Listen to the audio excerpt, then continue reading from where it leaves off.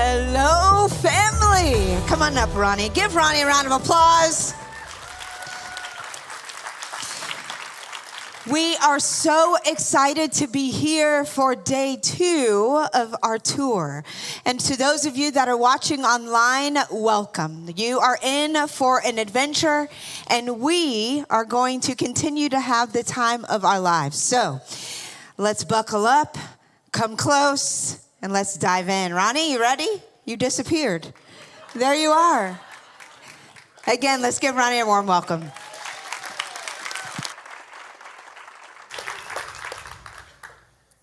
Good evening, folks. Welcome back. You always wonder how many people are going to show up in the next day, in the next session, with all the jet lag and fatigue and overwhelmed, and it's so confusing and we can't really follow. Well, I know it's a challenge. Once again, I want to thank Pastor Chet for having me and Pastor Brandon, and Adonis is so gracious to host us, and thank you all for coming. I believe that most of you were here yesterday, and most of you are able to listen to some of the things I was sharing. Of course, you cannot remember everything, it's impossible, but at least you do remember some of the basic observations and basic information, because the right way to do that when you come to the country is to start your tour in Galilee and then slowly make your way to Jerusalem. Sometimes, because of different issues like hotels availability, you start in Jerusalem and then you go straight to the heart. It's so confusing. The city is so busy, and the right thing to do is what we did, to start with the body, so to speak, and then go to the heart. And I hope I was able to establish enough common ground to all of you in preparation for Jerusalem. I do not see the slide on the screen. Can we have the opening slide? It will be there. There it is. I'll be quick to admit, you do see the slide behind that says the Galilee Academy. I invite all of you to sign up if you're interested in what I'm sharing with you. You can find more information at the resources table. Most of the information in the Academy site is for free. We charge for some seminars. That kept my sanity during COVID, I have to say, when there was not much to do, a project that we embarked on. And basically, I hope that you enjoy the outcome of 2 years of work. Sometimes in the videos, you saw the same side. The hill can be green, the hill can be brown.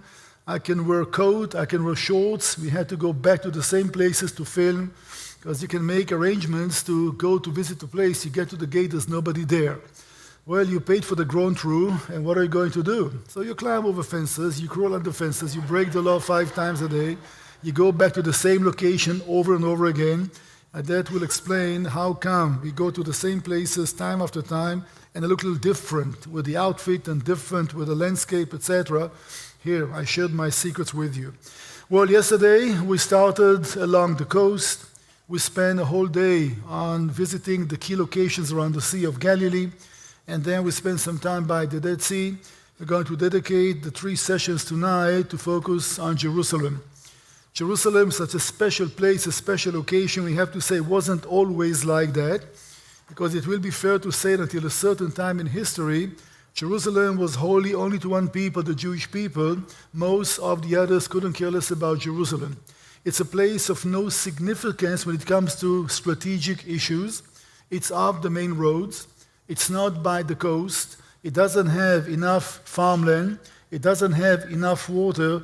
It's a place that most everybody didn't care about Jerusalem, except for one reason: that's the place God chose. And this is it. But that was only important for Jews for a long time. Once Christianity is taking over the Roman Empire overnight, Jerusalem, from being a town that was big and maybe beautiful, but only important to one people, is now important to the whole Roman Christian Empire. That will be a big change in the life of a city, that Jesus spent some of his time there, the place of the cross, the place of the tomb, the resurrection. Almost overnight, Jerusalem from a small town became to be of a global interest, not because of strategic issues, because of the religious reason. And once Islam conquered the land and proclaimed Jerusalem as a holy place, that will seal the deal. You need to understand, folks, that Jerusalem, about 5 billion people on our planet, will look at the city as the holiest place on earth. It's a very flattering situation to Jerusalem, but a very dangerous one as well. Although the name Yerushalayim is the city of peace, this town did not enjoy that much peace in its own history. And just like the prophet Zechariah tells us, it will be a stumbling stone, it will be a cup of trouble, maybe today more than ever before. So once you have this devastating mix of politics and religion and economy and social issues, Jerusalem will represent all of those. It's a center of a conflict, it's religious, it's political. It is something that we'll have to speak about, and we'll do that on session 3 tonight. We're going to visit the new city, because speaking about biblical Jerusalem and speaking about historical Jerusalem, almost everything is in the east part of town. The new city is a different story, so we're going to divide those sessions into 2. I'll go for about 50 minutes, we'll break for 10 minutes, just like yesterday, and I promise to dismiss you at 9 o'clock. Let me start with a saying which is not in the Jewish Bible, but it's in the Talmud, which is the oral law, a collection of rabbinical commentaries. That's what the Talmud is all about. In one place in the Talmud it says the following: 10 measures of beauty were given to the world, 9 to Jerusalem, and 1 to the rest of the world. That may sound arrogant, but it shows you a certain sentiment, connection, and linkage. 10 measures of wisdom were given to the world, 9 to Jerusalem, and 1 to the rest of the world. 10 measures of holiness were given to the world, and 10 measures of suffering were given to the world, 9 to Jerusalem, and 1 to the rest of the world. So we do speak about a very unique place, and we're going to explore the streets, the mountains, and the valleys of Jerusalem. Physically, the most strenuous part of your tour. You cannot drive a bus into the narrow streets of Jerusalem. We'll be on our feet. And because Jerusalem is so mountainous, it's always going up the hill and down the hill. I hope that you're in decent shape. Otherwise, you'll be quite tired after these days are over. So before you come to visit on a real tour, get in shape, because it's not easy to visit a place like Jerusalem and the mountainous terrain. Let's start with the video. You will see very little traffic in town. Again, COVID days. Jerusalem has quite a lot of busy traffic, maybe not like LA, but you understand the problem. The city is growing, the land is limited. You try to bring the 21st century into an ancient town. You do understand the challenges, not easy, but I'm sure that you will enjoy the tour. This will be Garden Tomb or Mount Calvary. That's where we are going to end the tour, celebrating communion, so to speak. That's how the tour is arranged. The tomb of Joseph of Arimathea on top of Mount Moriah. The tomb is empty, as you all know. Then we're going to see some other parts of town, and closing the seminar, we'll go back to the same video, but by then you'll know the town so well. Temple Mount in Jerusalem, the Dome of the Rock, the Muslim shrine. Jerusalem is not mentioned in the Quran, not even once. Question should be, what's the connection of Islam and Jerusalem? A Greek Orthodox Church. This is outside the parliament, the Knesset. We'll speak about Israel as the capital of the state of Israel, so Jerusalem. Just a piece of art. An American artist, Alexander Calder. Don't ask me what this is all about. Modern art, that's how they call it. Windows to the view. The facade of the entrance to the Church of All Nations in the Garden of Gethsemane. You all know the name. The flag of the state, the Star of David, which is not a Jewish symbol. I repeat, not a Jewish symbol necessarily. Others are using it. The closed doors of the Church of the Holy Sepulchre. It was closed one time in 800 years, the first day of COVID. The graveyard on the slopes of Mount of Olives. We are going to walk down the Palm Sunday Road through that graveyard, Damascus Gate, in the walls of the old city of Jerusalem. The Eastern Gate, when Messiah comes, he's going through that gate into the temple's area, and a section of the walls of Jerusalem. Yesterday, I tried to confuse you by bringing up this chart, and each time we spoke about a certain side, there was an arrow pointing at. There's no arrow. All these eras are included in the story of Jerusalem. So when we spoke about this time tunnel that we are going to go and fly through, well, we're going to do that when you visit Jerusalem. I wish there was a way to tell the story chronologically. It's impossible. So we go from place to place. Most of the story will speak about the Roman days, the days of Jesus, when Jerusalem came to its climax. But we are going to touch on some other periods of time as well. Let's start with the details. It won't be in the final test, so no need to write it down. Topography. When it comes to Jerusalem, details are important, and I would like to share that with you because if you do not understand the city's geography, you will not understand the city's history as well. Here is a bird's view of Jerusalem's topography. The screens are absolutely beautiful. Here is what I want to point out. The city itself is located on top of two hills. What says over there Mount Moriah on the right-hand side, it's not just a mountaintop, it's a whole hill range, about 1.5 miles long. The very top of it will be Mount Calvary that we are going to visit, and then you go through what will be Temple Mount when time will come, and the southern slope of Mount Moriah will be the city of David. That's where the story begins. The story always begins by the spring. The city has one spring only. When we speak about Salem of Melchizedek, we speak about Jebus, we speak about the city of David. Before people knew how to collect rainwater and carry it from place to place to fill up cisterns, you had to live by the spring. Jerusalem is a small place. Let me ask you and answer the question as well. How big do you think was Jerusalem when David was king? And David was the only king that really created a mini empire for the Hebrews or the Israelites. How big was his magnificent capital, Jerusalem? Well, you should ask me a question in return. How big is the local spring? How many people it could sustain? Well, since the annual flow of the spring of Jerusalem, called Gihon or Gihon, is about 500,000 cubic meters of water a year, it will sustain a population of maybe 1,500 to 2,000 people at the very most. A small town. It wasn't even the biggest town in the kingdom because of one main reason, water. So keep in mind how important that is. The main obstacle for cities to grow and to choose locations was the spring. And therefore, you have to live close enough to the spring because you have to go daily to take water. You don't want to walk 6-7 miles every day. You have to live closer to the water source. You build a wall to surround an area closer to the water source, the southern slope of Mount Moriah. That's where the story begins. And then there was another hill, and this hill will be called the Upper City or the Western Hill, surrounded by deep valleys and canyons, almost 360. On the right-hand side of your map, there is a deep canyon called the Kidron Brook or the Kidron Valley that makes the eastern boundary of Jerusalem.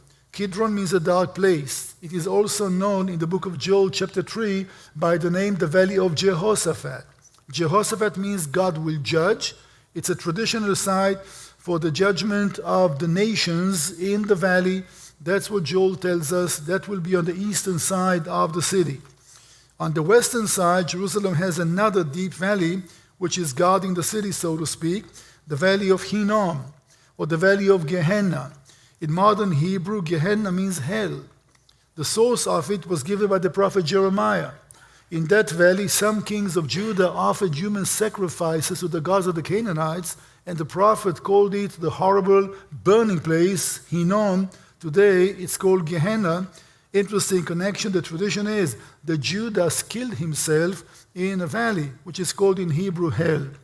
So these are the two valleys that guard the city. We speak about the biblical town, and the only side that you don't have any deep boundary to protect the city is the northern side.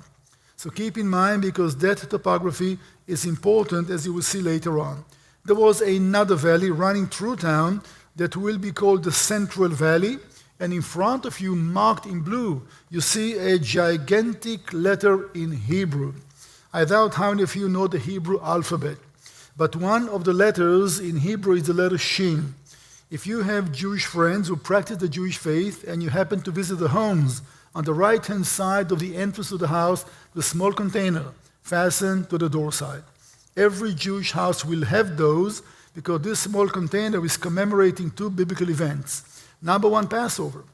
To remind you, the tribes of Israel waiting to leave Egypt while the angel of the Lord is killing all the firstborn Egyptians, they were commanded to take a hyssop branch, to dip it in the blood of the Passover sacrifice, and to mark the sides of the door. So the angel of that will pass over the homes of Israel.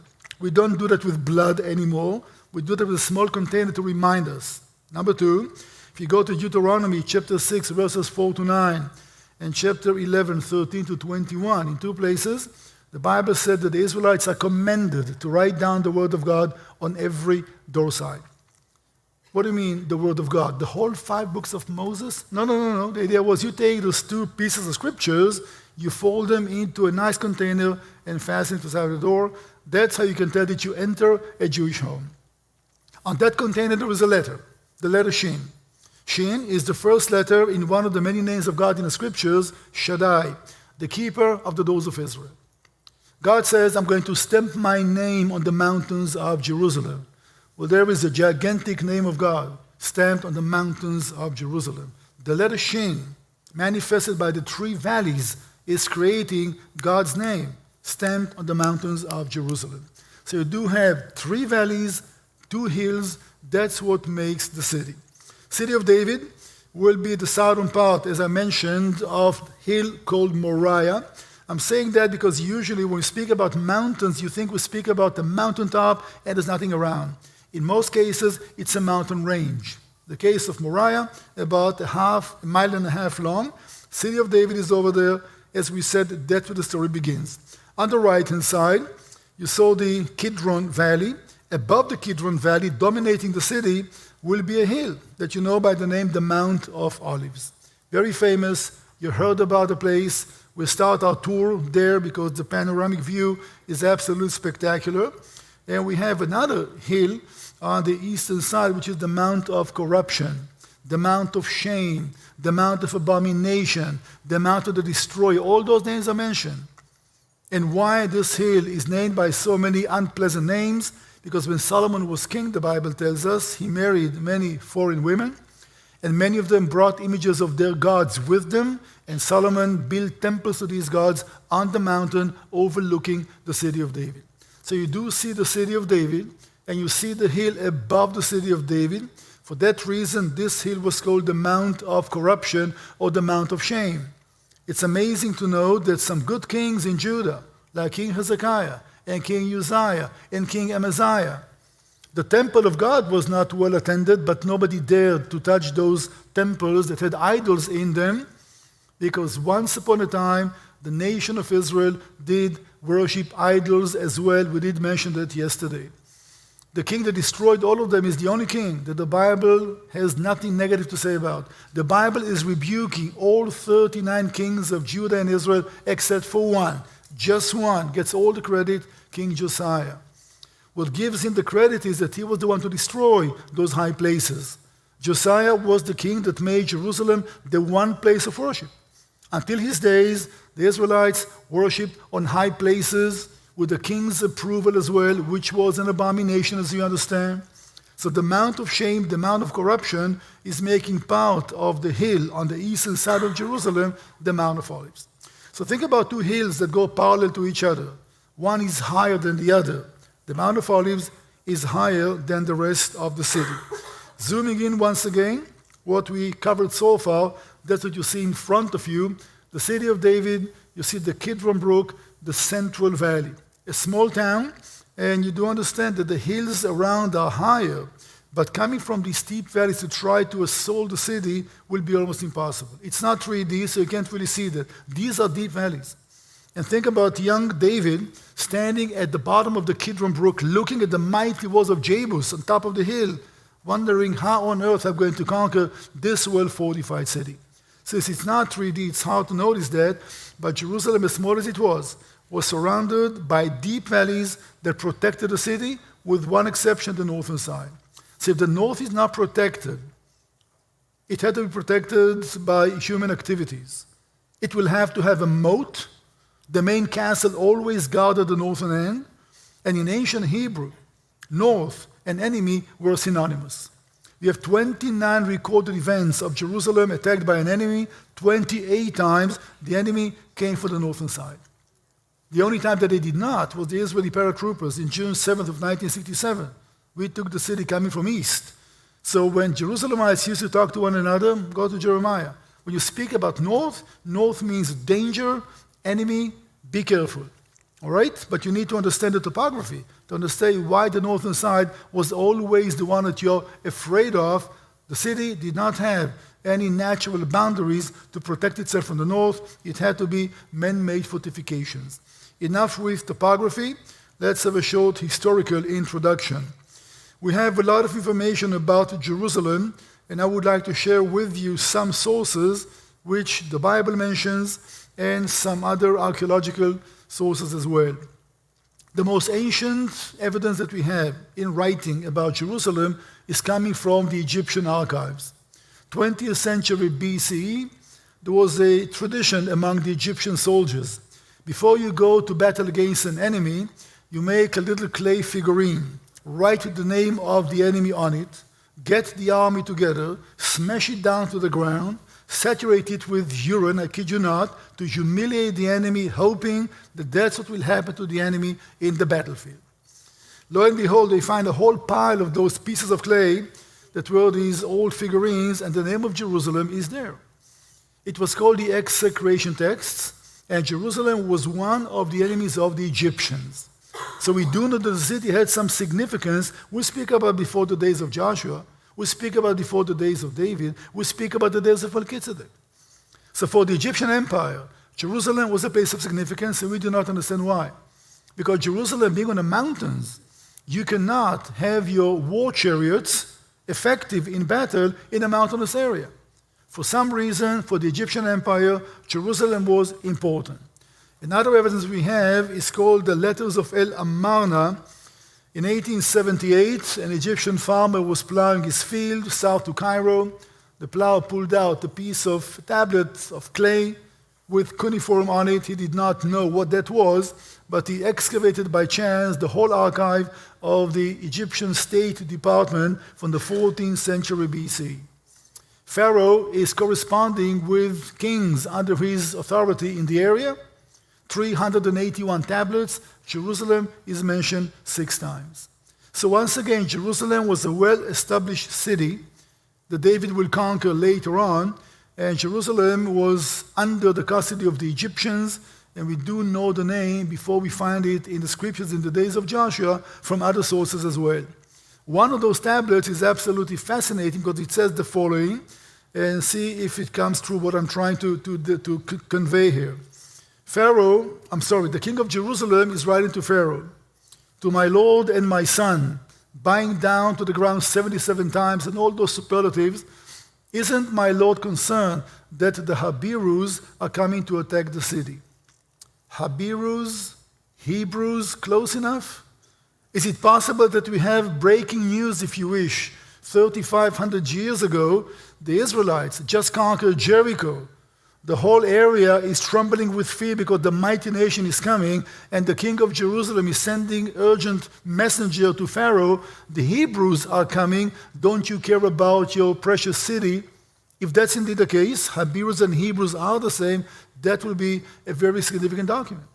We'll have a testimony, if you wish, and evidence outside the scriptures about Joshua attacking the area and conquering the land. I have to take a sidetrack for a minute, because we do know for a fact, if you go to Joshua chapter 12, there was a list of 31 cities that Joshua had conquered. Jerusalem is on that list. The Bible says clearly the tribe of Judah conquered Jerusalem, the tribe of Benjamin conquered Jerusalem. If this is the case indeed, why did David have to fight for the city 400 years later? Was Jerusalem conquered or was it not? How do we to understand that? Let me make a suggestion. Conquering doesn't mean inhabiting. The main dilemma of the Israelites was nomads coming out of the desert. They conquered the local nations. They conquered the well-fortified cities. They do not know what city life means. It will take time for this transition to be fulfilled. And therefore, you do conquer, but you choose not to settle the place and you move on. And after you left the area, the indigenous civilization will come back and will close the gates once again and will carry on. So Jerusalem was conquered indeed, but for some reason, the tribe of Judah decided not to populate the city. So the Jebusites came back and occupied the city, and David would have to fight for it once again. And it happened to places like Megiddo and others. This is the way to try to find this compromise. Places were conquered, but not inhabited. We find Jerusalem for the first time in the scriptures, as you see under the name, in Joshua 10, and that will be the beginning of the Hebrew presence in Jerusalem that will come to a climax in the days of David. so far the introduction for Jerusalem, that everything that we say is going to be based basically on that introduction. Here's a map of part of the city which is relevant for our tour. And today, the route that we are going to take is going to start on Mount of Olives. The view is spectacular. We're going to walk down the Palm Sunday Road, quite a walk, especially in a rainy day. You don't want to walk this road in a rainy day. And we only go down, we're not climbing back. So anybody has a problem, the bus will pick us down at the bottom, right? We're not climbing back the hill. That can be quite a climb. We're going to visit the Garden of Gethsemane. Gethsemane means an olive press. From there, we are going to go through Stephen's Gate or Lion's Gate into the city and walk the way of the cross. And you'll be confused, I'm sorry to say, because we'll try to answer the question, where is Mount Calvary? All right? Do we know beyond any doubt where was the cross standing? You understand my question.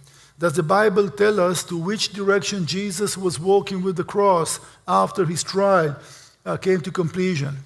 Does the Bible tell us that he went right or left? The Bible doesn't. So if we don't know to which direction he was walking with the cross, how can we try to find a place to call it Mount Calvary? You understand my question. I'll try to convince you that we know almost beyond any doubt one or two possible locations. But again, we speak about traditions, and this is quite interesting. How come that we don't know beyond any doubt where was the place of the crucifixion? You would assume that back then it was so important that somebody at least will mark the place. Remember yesterday, holy places, yes or no, marking places? I can ask you the same question about the Jewish temple. Where was the temple standing? Or just a minute, don't you know? No, we don't. We know Temple Mount, but Temple Mount is a big area. Where exactly on Temple Mount was the temple standing? There was at least two good possibilities, which I'm going to share with you. So after walking the Via Dolorosa, the way of the cross, to the Church of the Holy Sepulchre, we'll visit the Jewish quarter as well, and then we're going to go to the upper room, and that will bring this session to conclusion. And if not, we'll stop in 50 minutes and then we'll carry on. So it's not going to be divided day by day. We just give the whole thing kind of in a consecutive manner. Let's start with the tour. What an amazing view. Let me start with a verse from the Bible. Psalms 125, verse 2. Can we have more volume? The mountains round about Jerusalem, Thank you. so the Lord is all around his people. And this will be a very accurate description of Jerusalem's geography and topography in the days of King David, in the days of the temple. We are standing now on top of Mount of Olives. And most of the pilgrims that came to Jerusalem that's from not how I Galilee, speak usually. from Babylon, from any other corner north to Israel, at least you can read the would captions, usually right? take the road Let's just along the carry on. Jordan Valley, would climb from Jericho, and after a steep climb, when you're weary, you're tired, you find yourself standing on the top of Mount of Olives, and down below you, you see the facade of the temple. What an exciting moment that would be. It is true that the city is surrounded by mountains, and therefore you may climb up to Jerusalem, but you have to do that with faith because you do not see the destination of your pilgrimage. Only when you come to the mountains around Jerusalem, down below you, in a huge natural arena, you see the temple. Which means coming from north, or from south, or from east, or from west.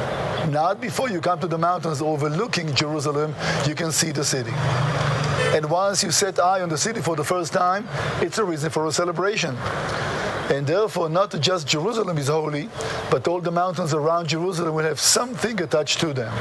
Since the Mount of Olives is the closest one to the temple, and most people came indeed from that direction, that's what made the Mount of Olives so important. It was a place of worship before the temple was built on top of Mount Moriah. We are told in 2 Samuel, when David flees from Jerusalem, the Bible tells us from his son Absalom, he's climbing the Mount of Olives where he worshipped God. So that was a high place, a place of worship. The whole mountain was covered by olive groves and not by the graveyard as today. And walking down the hill as Jesus did, you're indeed walking in the shade of the olive trees. We know the place from the scriptures. It is mentioned many times. The prophetic prophecy of Zechariah 14 will speak about the day of the Lord and how God is going to stand on that mountain, and the mountain will be split into two. We do know that the Palm Sunday walk that Jesus took that Sunday started here in a small town called Bethesda, walking down the hillside. That's where he taught the disciples to pray the Lord's Prayer.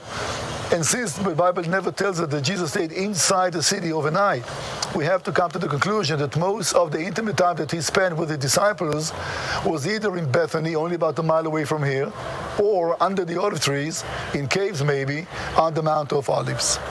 Today it's a graveyard, and we'll speak about the graveyard maybe a little later on, but try to ignore that. If you want to see the city as it was back in biblical days, wasn't as big as you see it in front of you, just focus on the Golden Dome. That's where the temple used to be. I'm not sure what's wrong with his voice, but is there something we can do? Hey Greg, I'm not sure what's the problem here, but this is embarrassing. I mean, usually my voice is much better than this. Well, let's see, maybe we can fix it as we go along. Well, as I did mention, the Mount of Olives is for the last 1,000 years a burial ground. And this is the largest Jewish cemetery, but once upon a time it was covered indeed by olive groves. And walking down the hillside, if you would, with Jesus 2,000 years ago, you would go in the shade of the olive trees. It was an industrious area. That's where they used to prepare the olive oil that was needed for temple rituals, and there were many Gethsemanes on this hill. Gethsemane means an olive press. One is famous, but it wasn't the only one. Just to paint you a picture how this place used to look like. Josephus Flavius tells us when the Roman army laid the siege around Jerusalem, they cut off all the trees in the area. They needed the timber, and they needed the clean line of fire as well at the walls of Jerusalem. And therefore, going down to the Garden of Gethsemane, you see some very old trees. But it won't be the truth to tell you that these are there from the days of Jesus. They are not. From these days, not a tree was left. The trees in the garden are quite old, about 1,400 years old, but now 2,000 years old. A word about the cemetery over there. You do see the tombstone. These are not the graves. Right? People are buried in a pit, and not in a casket, but in a big blanket called the talit, a prayer shawl. Ashes to ashes, the Bible says, dust to dust. They are lowered down to the graves on the backs, feet facing Jerusalem. The tradition is that when Messiah comes, he is going to touch down on Mount of Olives, and as he's walking down the hillside, all those who are buried along his way will be the first to be raised from the dead. And for that reason, many people that never lived in the country are willing to pay the money and be buried on Mount of Olives. It's an active cemetery until this very day. You do see small pebbles and stones on the tombstones. These are just like flowers. They are cheaper, they last longer. It's our tradition that every anniversary, the spirit of the deceased is literally coming down to the tombstone to see who still remembers and who come to pay the respect. So as a token of respect and visitation, you leave a small pebble. That's our tradition. Some of you might have seen Schindler's List many years ago, and that's how the movie ends. The people that basically he saved their lives are going to leave this little pebble. He's buried in Jerusalem, by the way, as a token of respect and visitation. So when you have a lot of those, well, big family, influential leader, everybody is buried the same. You cannot tell by the size of it or by the decorations on it what was the status of the individual. Everybody has the same type of burial, and everybody is equal. Basically, that's the idea, the way that the Mount of Olives looks like. You're walking down the hillside, and you're walking by the first stop that we are making will be a place where Jesus wept over Jerusalem. We mentioned that yesterday in the Gospel of Luke chapter 19. It was Passover day, the city is packed with people. They're walking down the hillside. The disciples are bragging about the beauty of the temple, and Jesus delivers a prophecy and a message that this temple will be destroyed. The church is called the Church of the Teardrop, a Catholic one, Franciscan, was built in 1954. I'll take a sidetrack to say the following. Until 1967, Jerusalem was a divided city. Most of what we call biblical Jerusalem was in Jordanian hands. Until 1967, Jews did not have any access to the graveyard of Mount of Olives, the Western Wall, or Temple Mount. All that part of town was in Jordanian hands. So walking down the Palm Sunday Road, that's how it looks like walking down the hill. We try to answer the question, is it authentic? Well, walking the Palm Sunday Road from the Mount of Olives down to the Garden of Gethsemane. Something is not working with the audio. Well, look at the path, and the question is, are we walking the real Palm Sunday Road? Well, as always, it's a yes or maybe a no. You do see in the background there is a gate over there, a double gate which is closed, which is sealed. Can you see that? Well, the road was leading to a bridge, and the bridge went above the Kidron Valley. And if you came to the temple as your daily routine, you will take the bridge. So the closer we come opposite to this gate over there, you can say that you're walking a section of the genuine Palm Sunday road. What makes the road today is the cemetery's wall on one side and the walls of churches on the other side. So the path today is meandering from the mountaintop, going down to the church of in the Garden of Gethsemane. And we have to say that part of the walk is indeed authentic. Is all of it authentic? I cannot guarantee that, but at least you know that you're walking down the Palm Sunday road. Just imagine the trees above you, you'll be walking in the shade as you make your way closer and closer to the city. So we went from the hill down to the Garden of Gethsemane, followed the blue arrow, and that's where we are at the moment. I'm going to use a map, which is a map of a model that we have in Jerusalem in the Israel Museum. It's a big-scale model of Jerusalem that we are going to visit as well. It's as close as anybody can come today to understand how the city looked like 2,000 years ago. You understand the problem? The city is a city. People live in it. It's a gigantic hill of layers of civilizations, one above the other. It's a classical tale. And if you want to see the city from 2,000 years ago, you need to go under the basements of living quarters. Part of the tour, you are underground. There's no other way to do that. The only other way is to destroy all neighborhoods and start digging, something we do not do. And therefore, you need to go underground to try to find those layers of ancient Jerusalem. By the way, you do that without violating anybody's rights. There was a loophole in the system. Because if you're an Arab who lives in Jerusalem, the last thing that you want is to give the state authorities the permission to dig under your house to prove, if proof is even needed, the Jews lived in Jerusalem long before Islam was even born. Well, we don't need such permission. There's no rule in the city that says how deep under your property is still your property.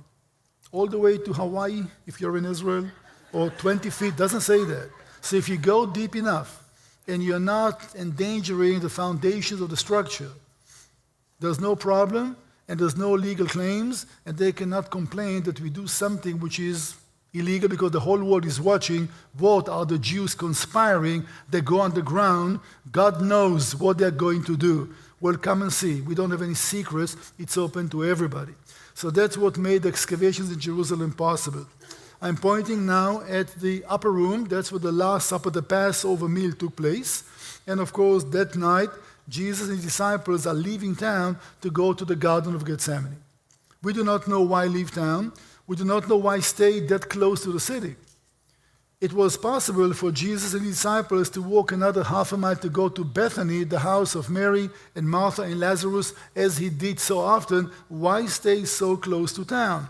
Well, because it was a Jewish holiday, and if you go any further away from the city walls, that will be a violation of the Jewish faith and traditions. There was a certain distance anybody could walk from the city walls without breaking the holiday, and that was about a quarter of a mile. So you have to stay as close as possible to the city, otherwise you're breaking the law, so to speak. By the way, interesting, when you go to Acts chapter 1, the Bible speaks about the ascension. The Bible said the disciples had witnessed the ascension while standing within the Sabbath day's journey. That was the distance. Garden of Gethsemane is within the Sabbath day's journey. Is it possible that the ascension did not take place on top of Mount of Olives, but in the Garden of Gethsemane? Why even mention that 40 days after the crucifixion and the resurrection, the ascension, it wasn't a holiday. There was no need to mention where exactly they were standing. For some reason, the Bible mentions that maybe the plan was to point at where the ascension took place. It is speculation. Can't prove it. I can only tell you that the Bible does mention that. By the way, you go to the last chapter in the Gospel of Luke. The Bible says the ascension took place outside Bethany. It doesn't say the mountaintop. But you know people look to the mountaintops, obviously, so that will be the ascension and the second coming. We know the general area, the exact location. That will be hard. One of my tours, one lady looked around, she was Zurich and says, there's so many buildings all around, how is he going to come back? I said, man, he knows. When he's coming back, he'll find a place to touch down. So yeah, that's what people have this worries about how this is going to be. Let me show you through the garden. That's how it looks like. We have 8 olive trees which are at least 1,000 years and older. There is a picking season. These are producing. A tree which is 40 and 100 years old produces olives. Don't you want to have a little bottle of olive oil made of olives that grew in the Garden of Gethsemane? I'm sure that would be a great sale, huh? There was one family in Jerusalem that has permission to pick up the olives, but not for commercial purposes. So you can't, all right? But, important, when the kings and queens of England are being anointed, they're using olive oil, which is made from olives which are growing on the olive trees in the Garden of Gethsemane. When King Charles III was anointed, when was it? About a year ago? They were using the jar of olive oil that was made from olives that are growing in the church, in the Garden of Gethsemane. This is the only exception of using this olive oil for ceremonial purposes today. Inside the building, that's how it looks like. It's a big basilica that was built in 1924. It's called the Church of All Nations today. And 12 Christian nations donated money as a reconciliation after WW1 in order to build a church. It's standing in the Garden of Gethsemane. It's called the Church of Gethsemane, the Church of All Nations, etc. The altar is in the center, and that's where the tradition is, or the location where Judas betrayed Jesus. To remind you, they are going down from the city to the Garden of Gethsemane, Matthew chapter 26, and Jesus is walking aside to pray, leaving his disciples behind. Each time he's going to check on them, they're asleep, and he said that the spirit is willing, but the flesh is weak. So these are the reasons why that church was built in that location, the betrayal of Judah as well. And from here they take Jesus to the house of Caiaphas, the high priest. We're going to follow this path in a few minutes as we are walking around Jerusalem. That will be the facade of the building. There are 2 reindeer on both sides of the cross today. They were there, but they were stolen in 2007. Who would steal those? Nobody knows. Now they have new ones over there. So that's how the facade looks like.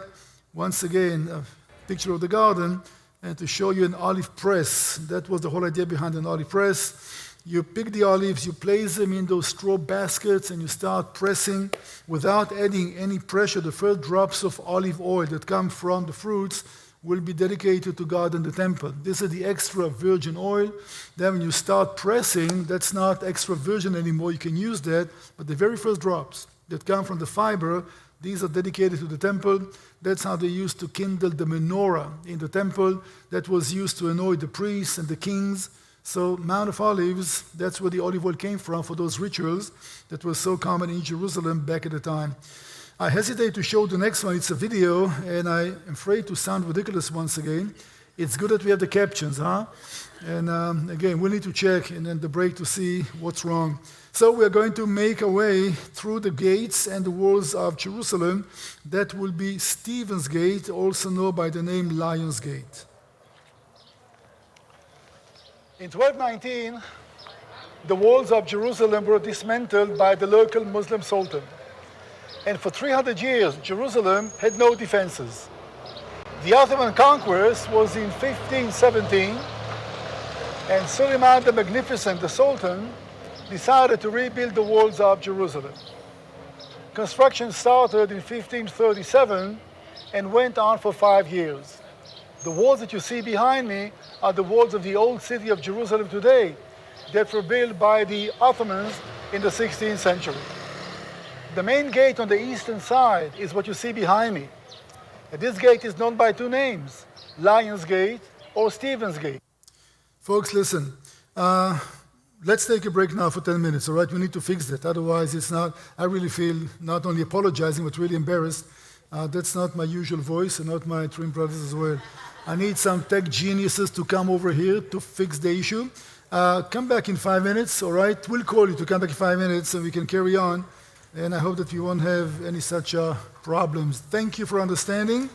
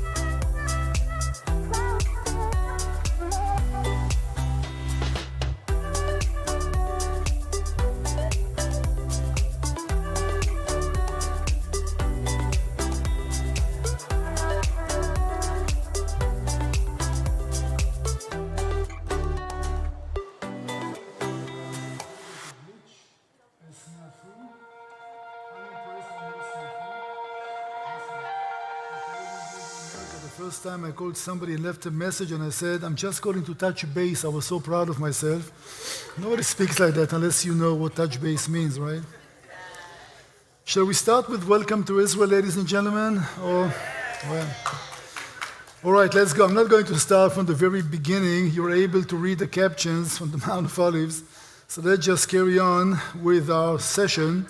And that session will take another hour, etc. We go back to the usual format. To remind you, we are climbing from the Garden of Gethsemane. You're crossing the Kidron Brook and you climb against the city walls, and boy, that's a climb. And you're standing outside the city walls, and that's where we pick up the tour. In 1219, the walls of Jerusalem were dismantled by the local Muslim Sultan. And for 300 years, Jerusalem had no defenses.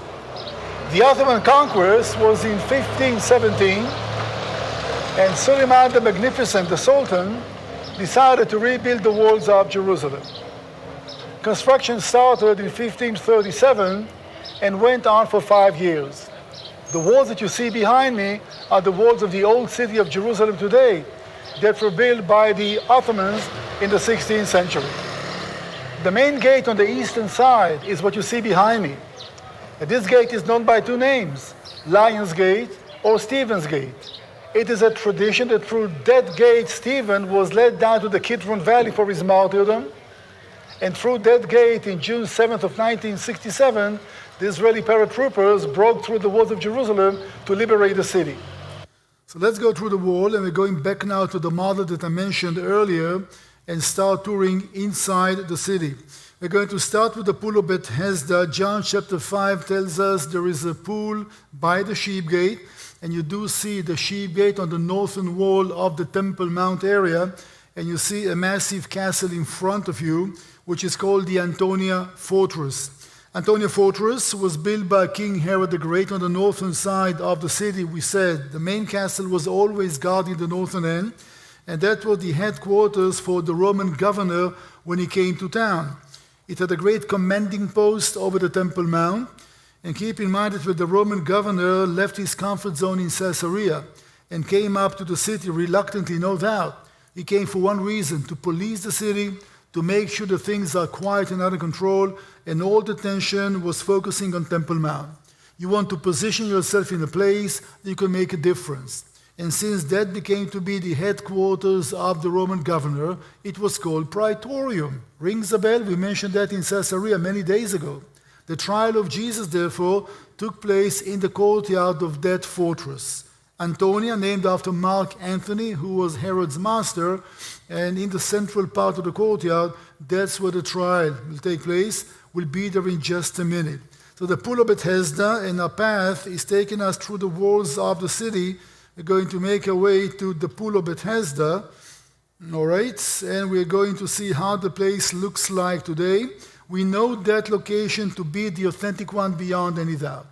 Water reservoirs are well documented. There were some pools in Jerusalem. Every pilgrim that came to town and gave a description about his visit is mentioning the pool of Bethesda. So we do know the pool of Siloam, pool of Bethesda. These places are beyond any controversy the authentic locations, and that's how the place looks like today. You do see ruins, as always, in these places, and if you just remove all the dirt over there, you look into a deep depression, fill it up with water. That's where that miracle took place, where Jesus healed a man who was sick for 38 years on a Sabbath day. This was a place of healing. Interesting, they found a mosaic floor in the area which was dedicated to the Roman god of medicine, Aesculapius. The place was known to be a place of healing. Later on, churches were built to commemorate that event. What you see in front of you are the ruins of the churches that were built into the pool of Bethesda, which means the house of mercy in Aramaic. And you see a few piles of stones, one above the other. The lower one will go to the 4th century. All these churches that were built in Jerusalem for the days of Constantine and on were destroyed by the Muslims. The Crusaders came to town, rebuilt them. It's always buildings standing one above the other. You can actually read Christian history when you go to visit those places. Churches that stand in Jerusalem today which are connected to holy sites or biblical events, are building number 3 that stands on the same location. First one was built in the 4th century by Constantine and his mother Helena, destroyed by the Muslims, rebuilt by Crusaders, destroyed by the Muslims, and rebuilt once again from the second half of the 19th century. We'll speak about the reasons why. So the churches are standing in layers. When you build a new building, you need to include in it some of the ancient building as well. Because when pilgrims came to town, you have to convince them. We did not change locations. That's the location. Here is the old building, and the new one was built above. And this is a nice example to see how they are standing one above the other. On the right-hand side, you see a much smaller structure, the Crusader Church, which is leaning on top of the first one, the Byzantine Church, that was much, much bigger. That's how the place looks like today, a lot of ruins. In the 11th century, the Crusaders added another tradition to this location, that the Virgin Mary was born in Jerusalem. The Bible doesn't say that, but one of the books of the Apocrypha, called the Book of James, is mentioning the birthplace of Mary in Jerusalem. They made that connection. They built the church 1140, and today 2 buildings are standing, one adjacent to the other.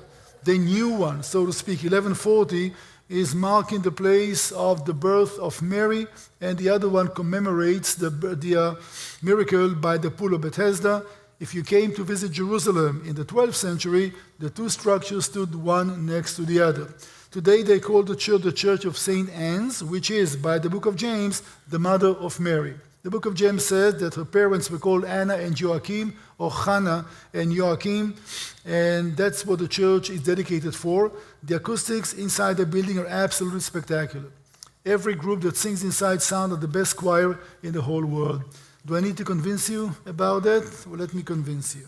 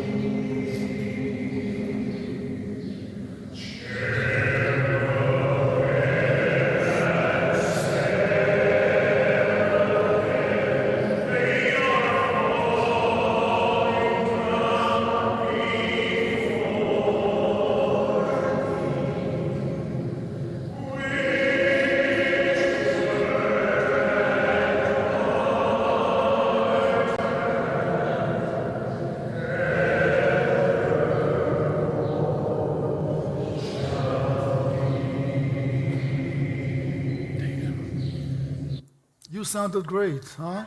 Well, yes, he's a professional singer, but you don't understand. You don't have to be to enjoy singing. This was Mike Huckabee's group. I'm guiding for Governor Huckabee, and he brings with him professional singers. It's always a nice experience. We just came into the city, and let's start walking the way of the cross. We just left the pool of Bethesda behind us, and we are climbing now deeper into the old city of Jerusalem. At that area, the way of the cross begins. It will take some imagination, but if you can just remove all the structure that you see in front of you and think about a large, massive courtyard, and this courtyard was a courtyard of a fortress that was called Antonia, named after Mark Antony, built by Herod, and Mark Antony was Herod's master, and therefore to honor his master when he built that fortress, he named it after Mark Antony. But this place was also Praetorium. Praetorium is a generic name in Latin, simply means headquarters. every place in town that the Roman governor will position his headquarters will be called Praetorium. And what will be more suitable than a mighty fortress which is overlooking the temple's courtyard than to be a headquarters.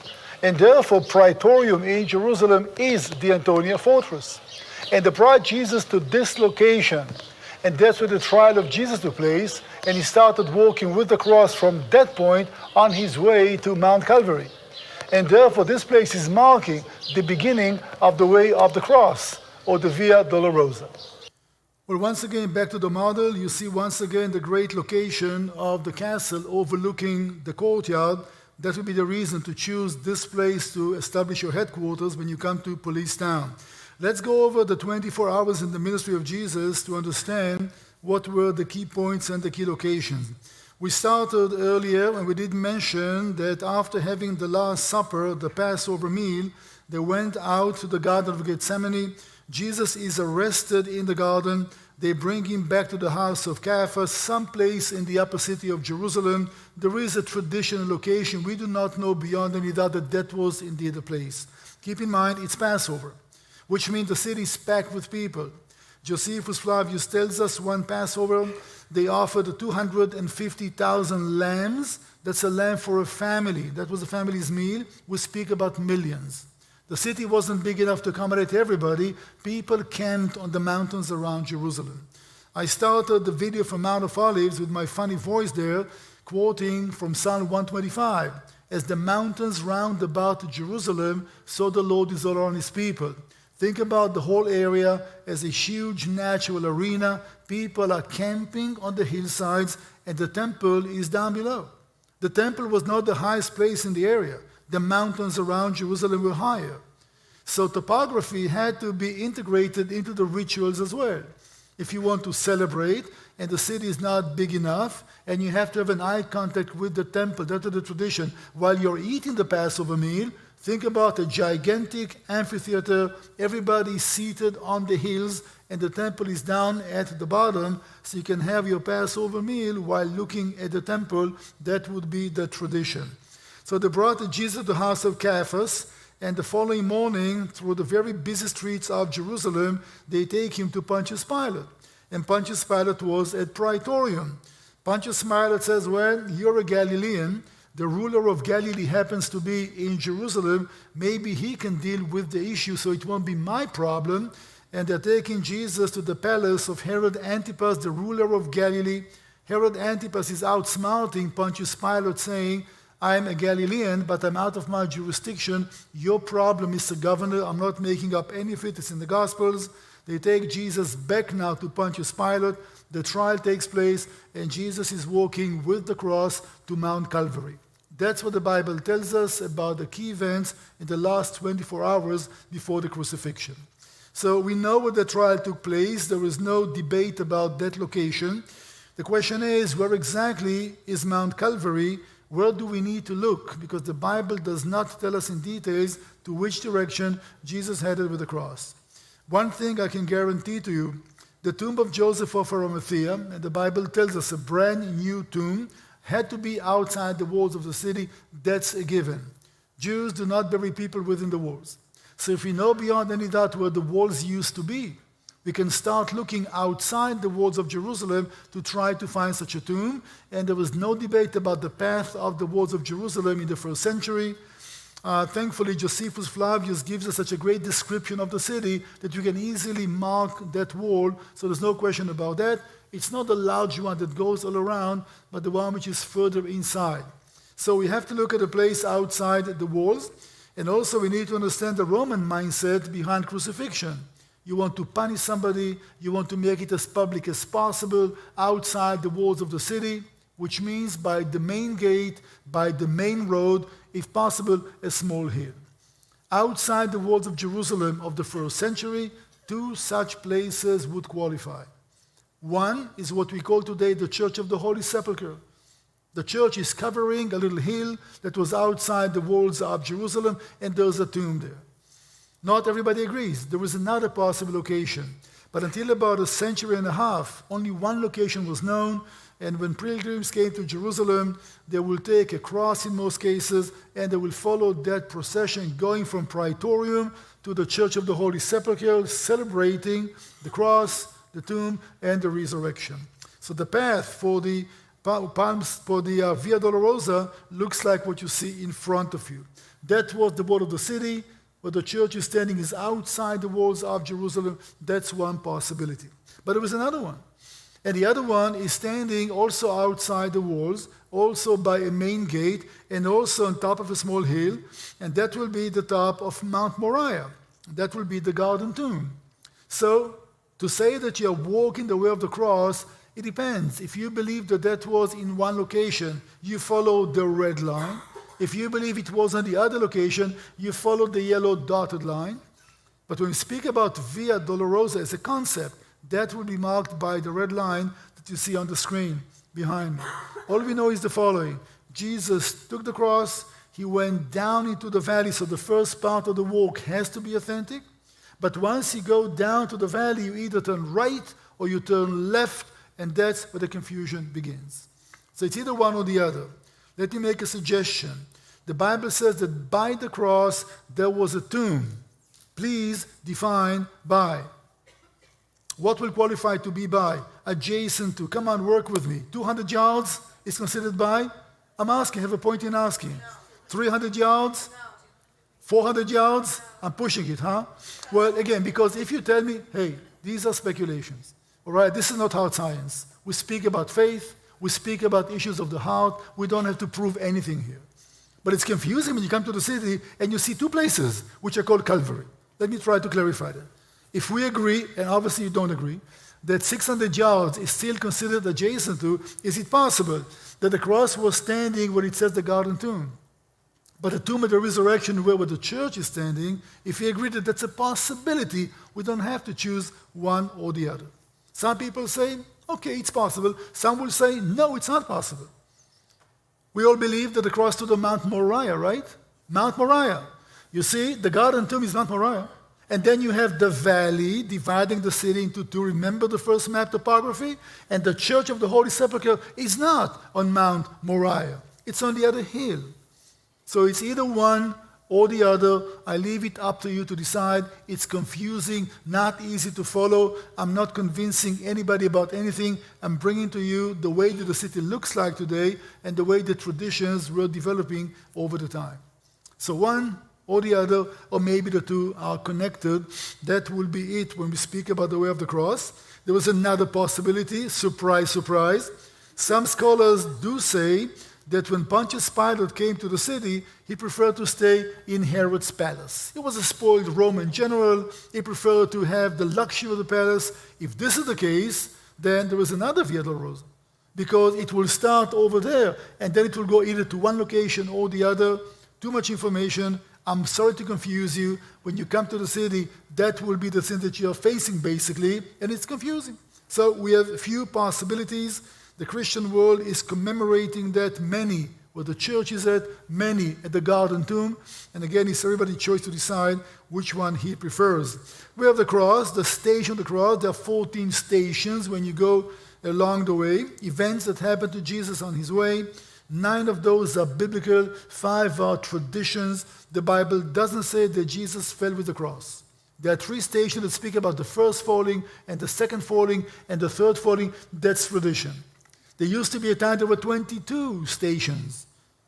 The way was going by the house of Mary and the school of Mary. Today, for the last century or so, that's how it's fixed. 14 stations, events as you go from place to place, and you see that marked on the walls of the buildings in the city as you're walking from one place to the other.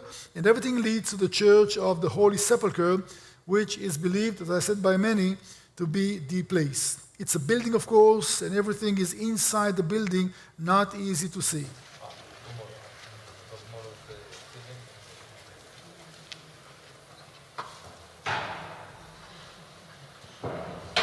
The most important structure that the Crusaders built in Jerusalem was the Church of the Holy Sepulchre that you see behind me.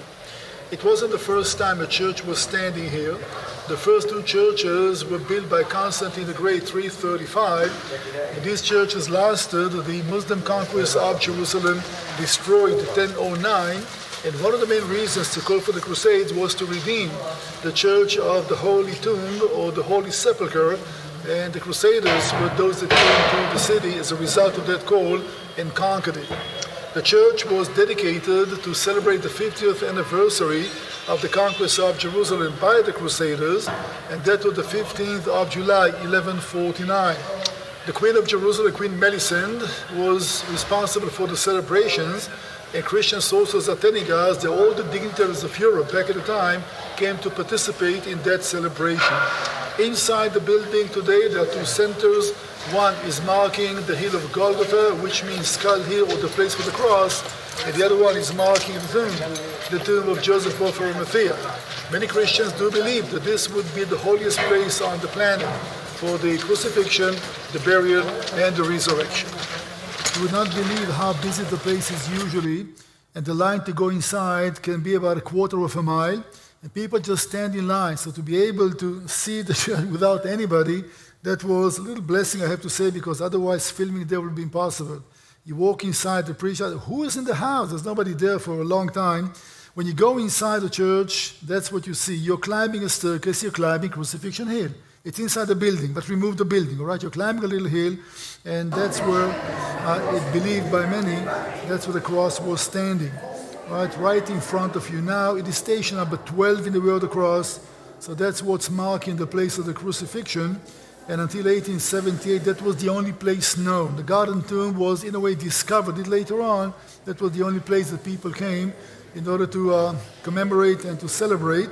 The church is divided today between the Catholics and the ultra-Orthodox and many others. It is a source of controversy, unfortunately.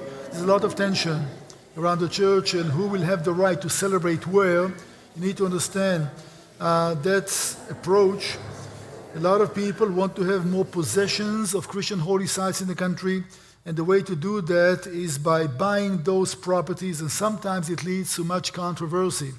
In fact, the Muslims that have the upper hand in Jerusalem since the Crusaders were defeated, which means for nearly 1,000 years, were playing their cards very cleverly. They did understand that Christians will come and they will pay to visit those places. They were using the Christian holy sites as a political mean, as a moneymaker. It's amazing to know that most of the Christian holy sites in Jerusalem, the keys to the churches are held by Muslims.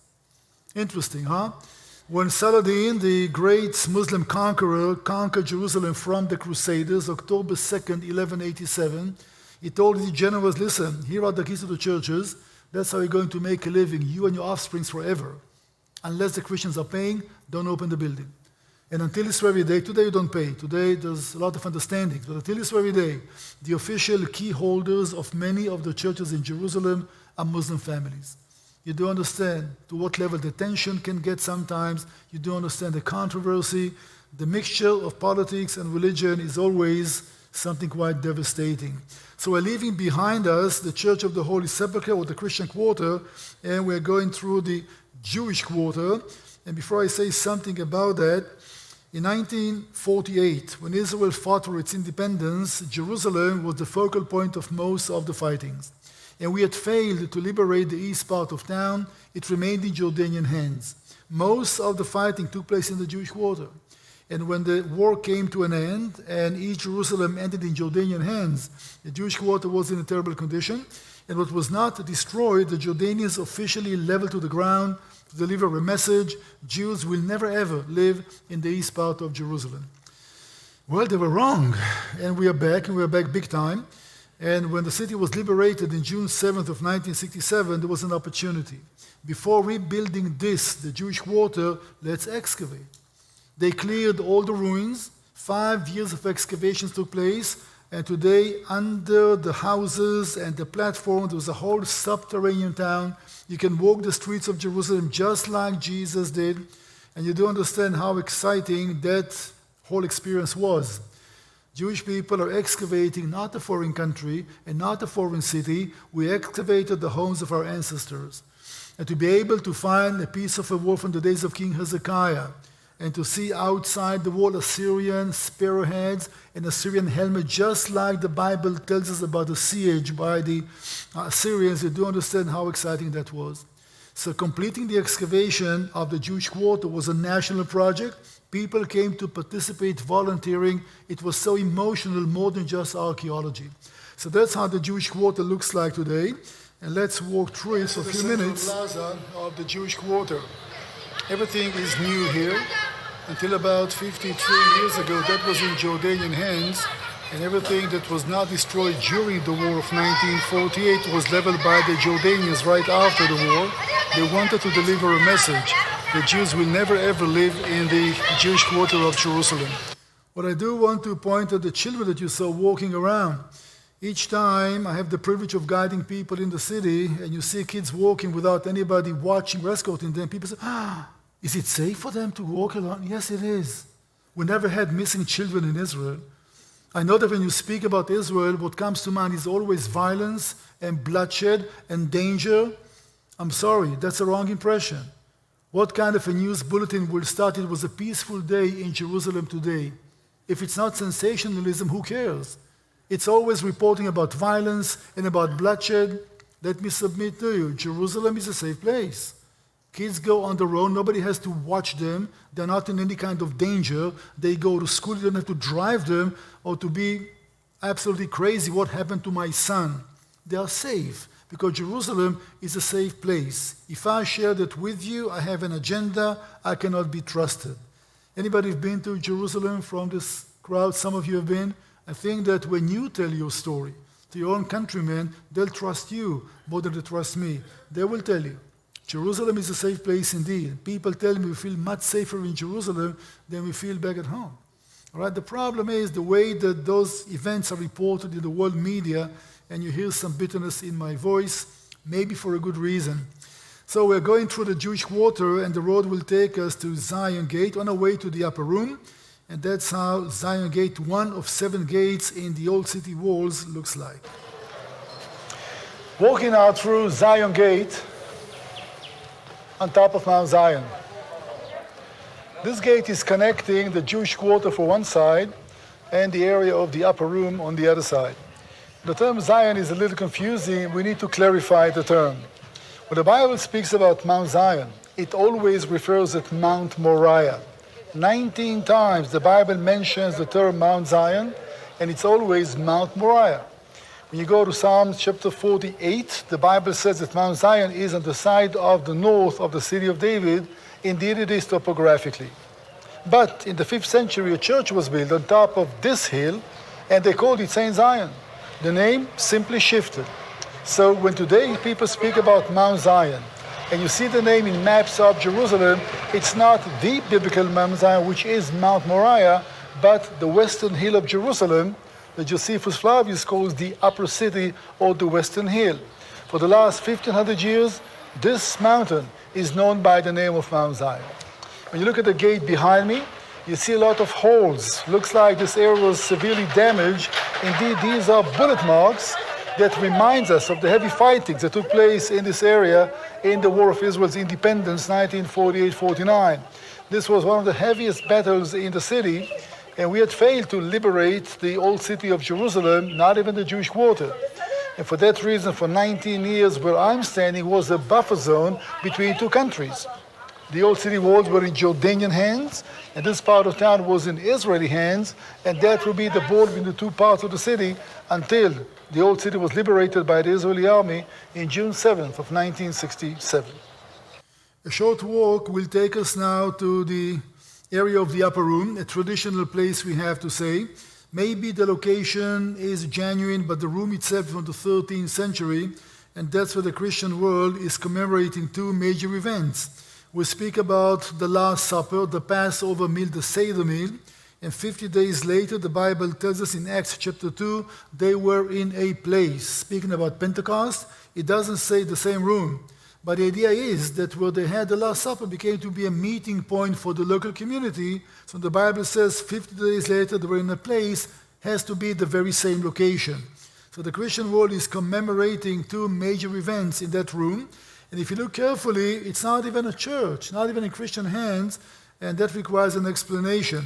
As I mentioned earlier, the Muslim authorities understood they have Christian treasures in their hands. They knew that Christians are willing to pay as countries, as individuals. They were simply offering this property for money. The money that they demanded for the upper room was so much and so high of a price that nobody was willing to pay, and this place ended up officially in the hands of the authorities or the hands of the state, and today it's run by the state of Israel. If you want to give it to a Christian group, so it will be in Christian hands, all hell will break loose. Who is the group that we are going to give the church to? The Franciscans, the Greek Orthodox, the Catholics, the Anglicans, the Evangelicals. You understand the problem.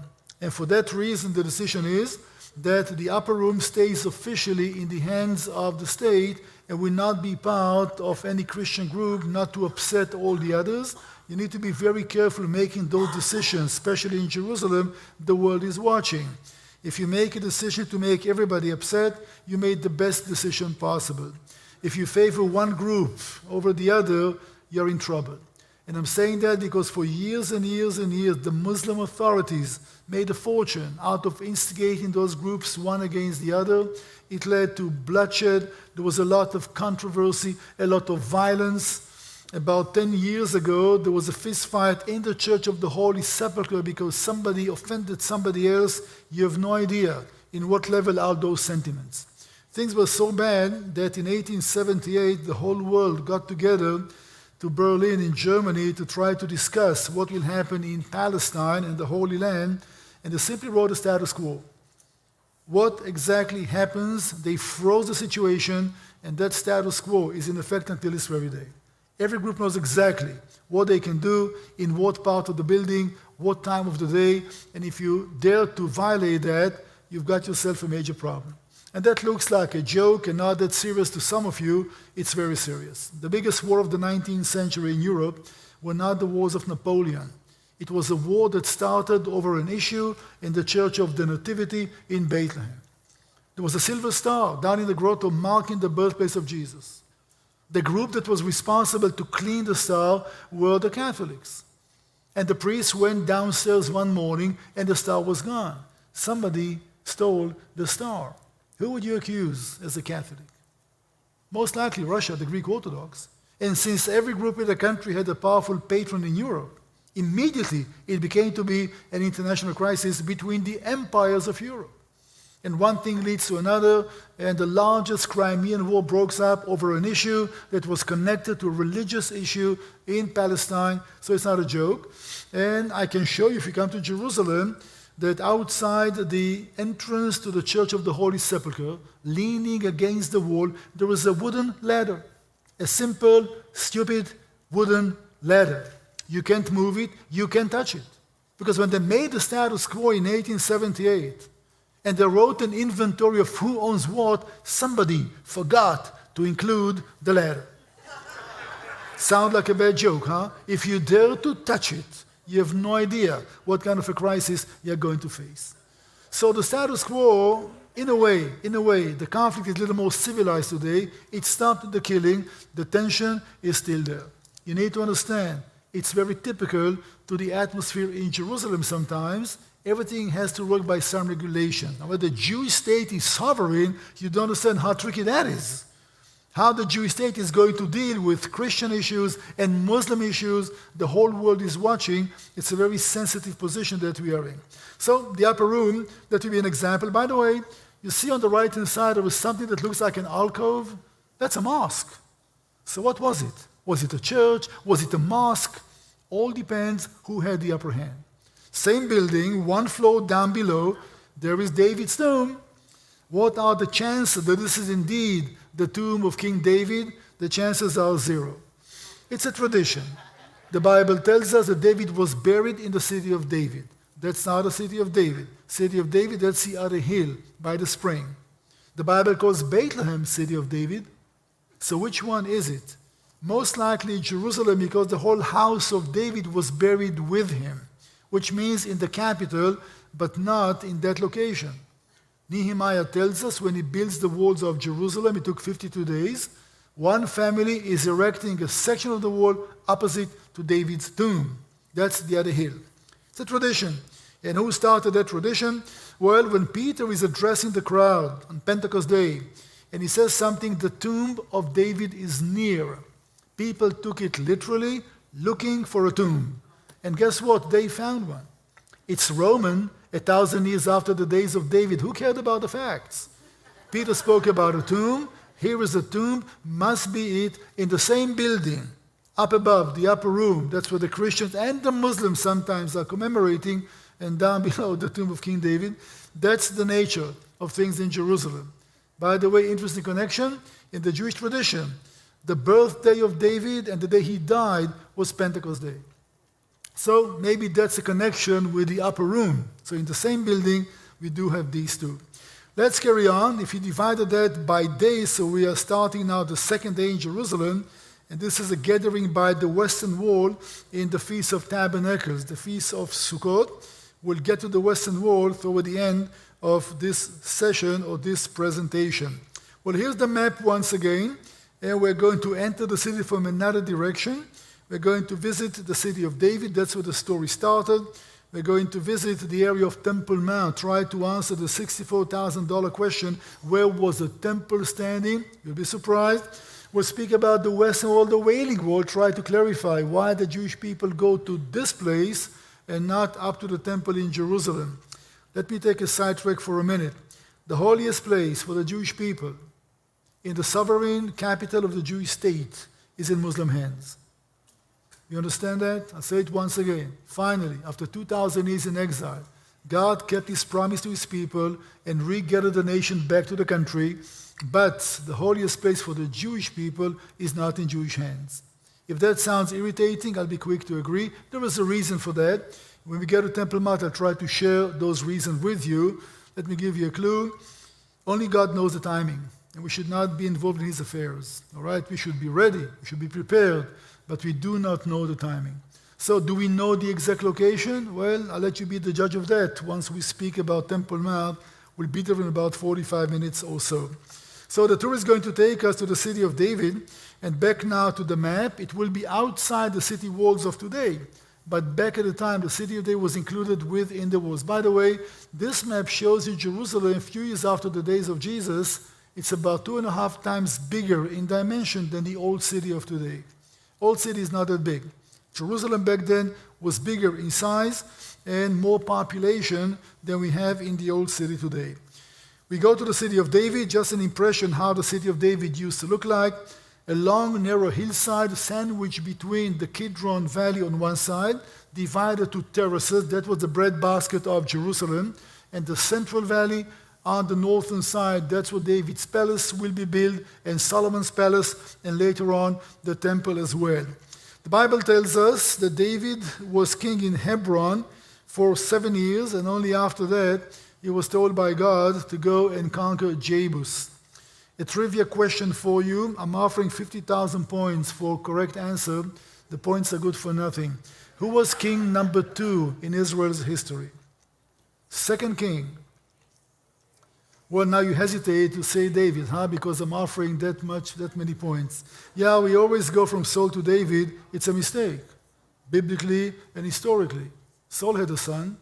His name was Ishbosheth. He was king for 2 years, over 10 tribes of Israel. David was king over the tribe of Judah and the tribe of Simeon. But for 2 years, the son of Saul, Ishbosheth, was the king of the kingdom. And only then David comes to the scene.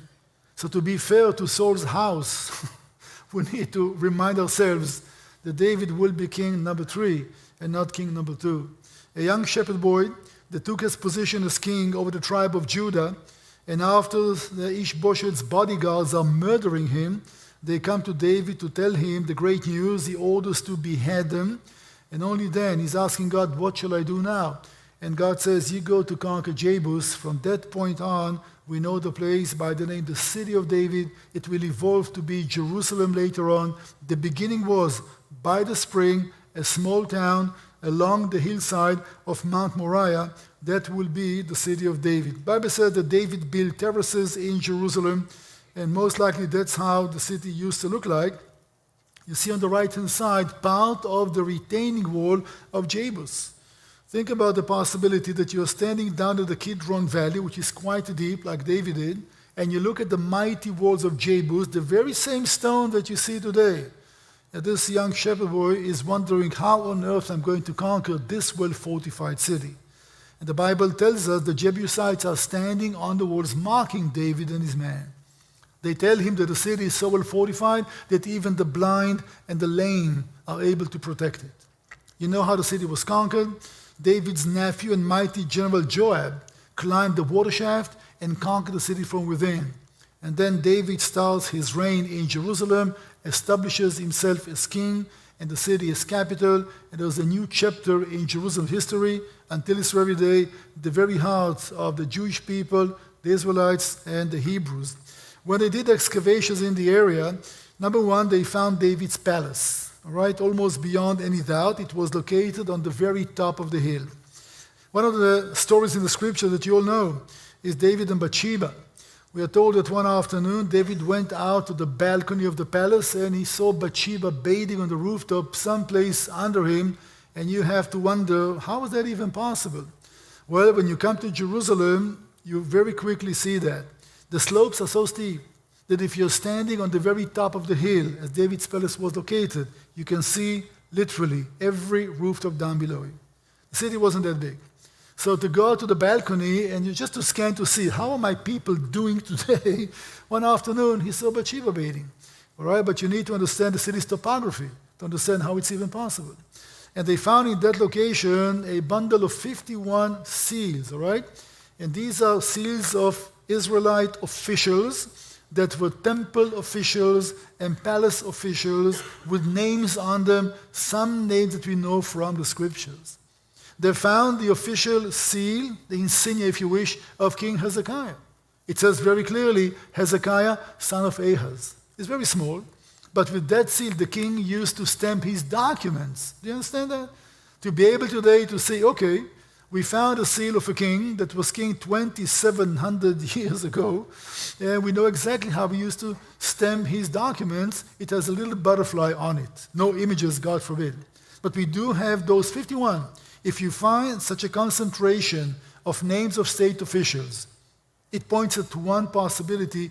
It had to be the palaces area, because back then at the time, there was no cabinet offices all around the city. The Pentagon over here and the White House over there, everything was concentrated in the king's palace. So you find that, and you see the location of the structure, it leads to one conclusion: that was indeed the palace of David. Solomon will build another one, but in David's days, that would be the palace. And you see, once again, all the walls over there are going back to the days of the Jebusites. And let's listen to the following.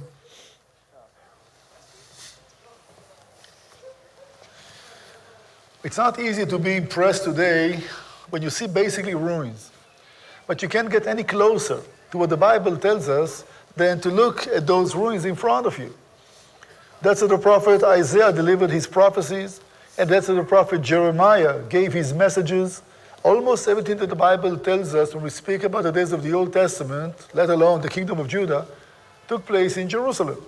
And those stones in front of you have an amazing story to tell. It was either an indication that the standard of living was higher than average. A stone was found over there with a hole in it. You can easily guess what that stone was for. You're absolutely right, lavatories. Think about people having a sense of hygiene more than 2,500 years ago and how important that was. But it teaches us something else. They checked the waste outside to try to see what kind of foods people ate in Jerusalem back then. And lo and behold, they found a lot of fish bones. Now, Jerusalem is quite away from the Mediterranean Sea. So that must indicate a rich trade that the city was engaged in. We do know from the book of Nehemiah, centuries later on, that Nehemiah had to battle the Phoenician merchants. They came from the sea to do business on the Sabbath day outside the walls of Jerusalem. So that was long before that. But the fact that the city is away from the sea, once you proclaim it as capital, and you make it a metropolis that will have its political significance and a commercial one as well, you can identify by looking at the local ceramics and by even trying to figure out what people ate in the area. That will tell you a lot about how rich was the trade between Jerusalem and the whole region. Well, that may sound a little gross to you, that archaeologists are going to check the waste in ancient lavatories, but what do you think they do, basically? They are going through people's garbage, all right? That's the job of archaeology. Think how much somebody will learn about your life if he's going through your garbage 500 years from now. It will teach him quite a lot. Because things that are important, you keep with you. How often you find gold coins? You get rid of stuff. And that stuff tells a lot about what kind of life people had back at the time. And in Jerusalem, it gives us an indication about the way of life, the standard of living. Now, you hear all the stories, and what you see in front of you, just pile of stones. Well, that's why it's a little frustrating. Okay, where did things happen? Well, use your imagination, okay? That's the best advice I can give you, because most everything is covered by tons and tons of ruins, and excavations are taking time. I can tell you beyond any doubt that you're looking at the very stones that made the walls of Jerusalem from the days of David and on, until the first temple will be destroyed by the Babylonians. Most important part of town will be, of course, the spring and the water source. It was called the spring of Gihon or Gihon, and the name is confusing because when you go to the book of Genesis, 2nd chapter, verse 10, the Bible speaks about the Garden of Eden. The Bible says it's an area watered by 4 rivers. Tigris and Euphrates, easy to identify, and then it says the Pishon and the Gihon. Is there any connection between the spring in Jerusalem and the Garden of Eden? Most likely no connection. All right, the name Gihon is indicating the nature of the spring. A spring that comes out in pulses will be called Gihon. So if you come across those names in the scriptures, do not mistake the Garden of Eden and the river over there with the spring in Jerusalem. Water, so trivial to most of us. Well, the biggest challenge in the ancient days, especially in an arid area like Israel or Jerusalem. True, we have about 20 to 25 inches of rainfall every year, but back in the old days, people did not know how to collect rainwater, how to build aqueducts. You are dependent on the spring, literally on the spring. And therefore, you have to live within a decent walking distance and go daily down to the water source to collect water to go back home. And by the way, since water was so precious, there was a water commissioner. You don't just go down for yourself and take as much water as you want. There was some kind of rationing. You only take what you need. Here in Jerusalem, the one and only water source is a spring of Gihon or Gihon. Annual flow, about 500,000 cubic meters of water, and that will be hardly enough to sustain a community of about 1,500 people at the most. It wasn't just taking water home to wash or to do your laundry, it was also for irrigation, industry. And therefore water was the main thing to consider. It was indeed a source of life. So no wonder why the most important political act of a king's life, his anointment and his coronation, will take place by the spring, the source of life. The Bible tells us when David was on his deathbed, they took his young son Solomon, mounted on David's mule, and led him down to the spring, and he was anointed by the spring. Yes, we do speak about maybes and most likelies and traditional places. No tradition about that. I can tell you beyond any doubt that Solomon was coming down that way, and that's where the priest Zadok anointed him to be king, right here. How exciting it is to be able to say 3,000 years later, we know not just the general area, we know the very place.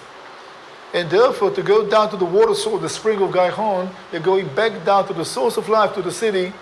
Without this spring, there was no Jerusalem. For a long time, that was the one and only water source, and the city could not grow beyond the annual flow of it until people learned how to collect rainwater, how to dig cisterns, how to collect flash flood water, and then the city can start growing.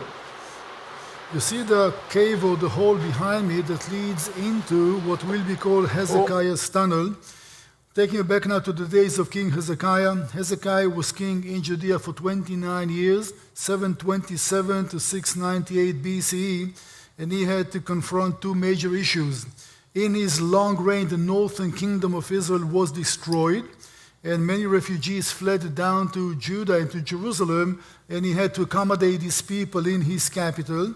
By the way, we speak about the lost tribes of Israel. Rest assured, the tribes were not lost. It's more like a folklore than it is real Bible or history. We do know that many people came to Judah, and the king made a political mistake. In the global rising tension between the Egyptians and the Assyrians, he chose sides. He chose the Egyptians to be his allies, which means you make yourself the enemy of the Assyrians, and sure enough, they are going to come to conquer your city. The king had to prepare the city for siege. It was not prepared. Number one, protect your water source. So Hezekiah embarked on a mission to dig a tunnel, Hezekiah's tunnel, to carry the water from the spring that was outside the walls, under the city, into a new water reservoir that will be called the Pool of Siloam, or Sen. Centuries later, in John chapter 9, Jesus will send the blind man down to the Pool of Siloam. Some of you may recall that. Hezekiah's tunnel is an amazing piece of water engineering. The Bible speaks about that. We praised the Romans yesterday for being able to design an aqueduct that will have a drop of 0.1 degree. Hezekiah's engineers accomplished 0.06 grade of degree, working from both ends under about 100 feet of bedrock without any mistakes along the way. How did they do that? We can't really tell.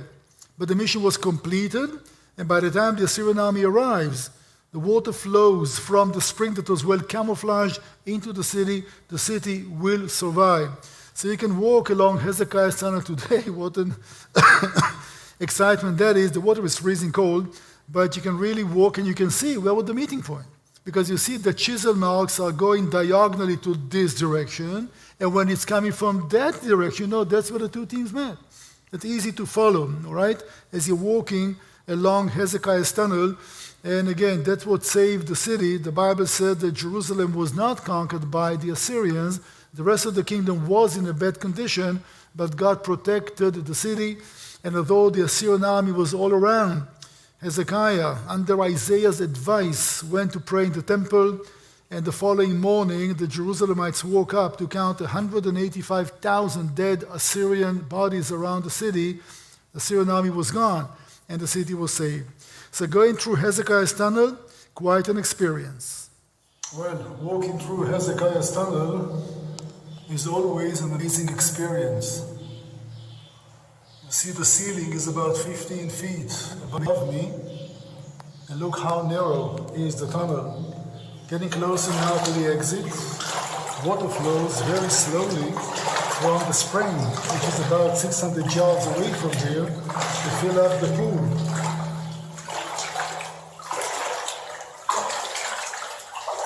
And there is daylight. And right here, they found in 1880 an inscription that describes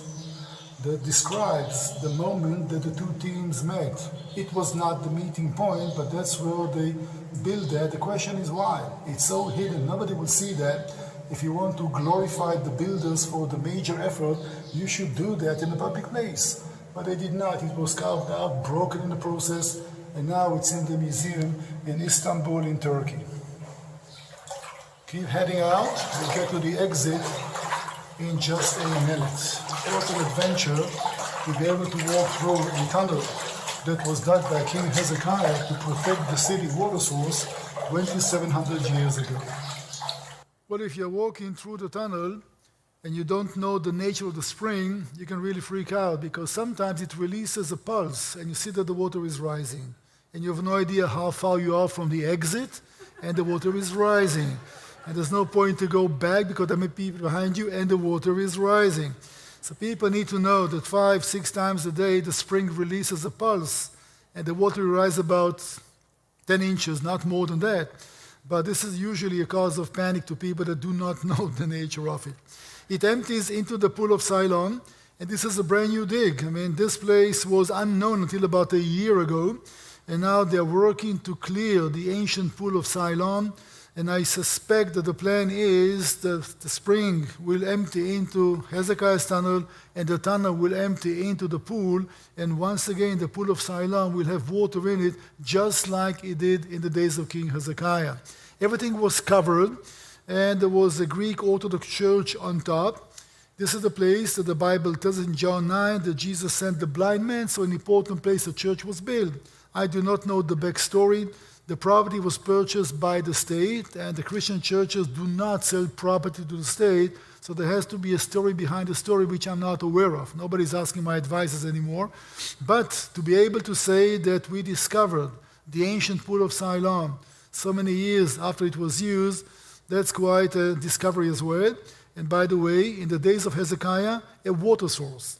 In the days of the Second Temple, the days of Jesus, that was a massive cleansing facility.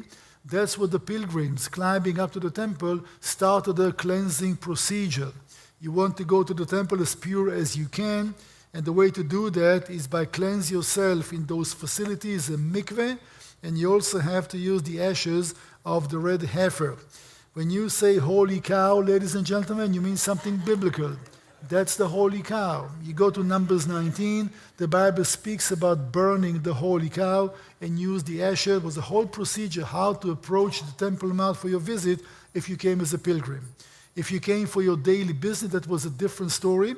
They're going to stick to the pilgrim story. What will be the procedure as you were climbing from the city of David up to Temple Mount? So let's leave that here. And the next time we're going to speak about the temple.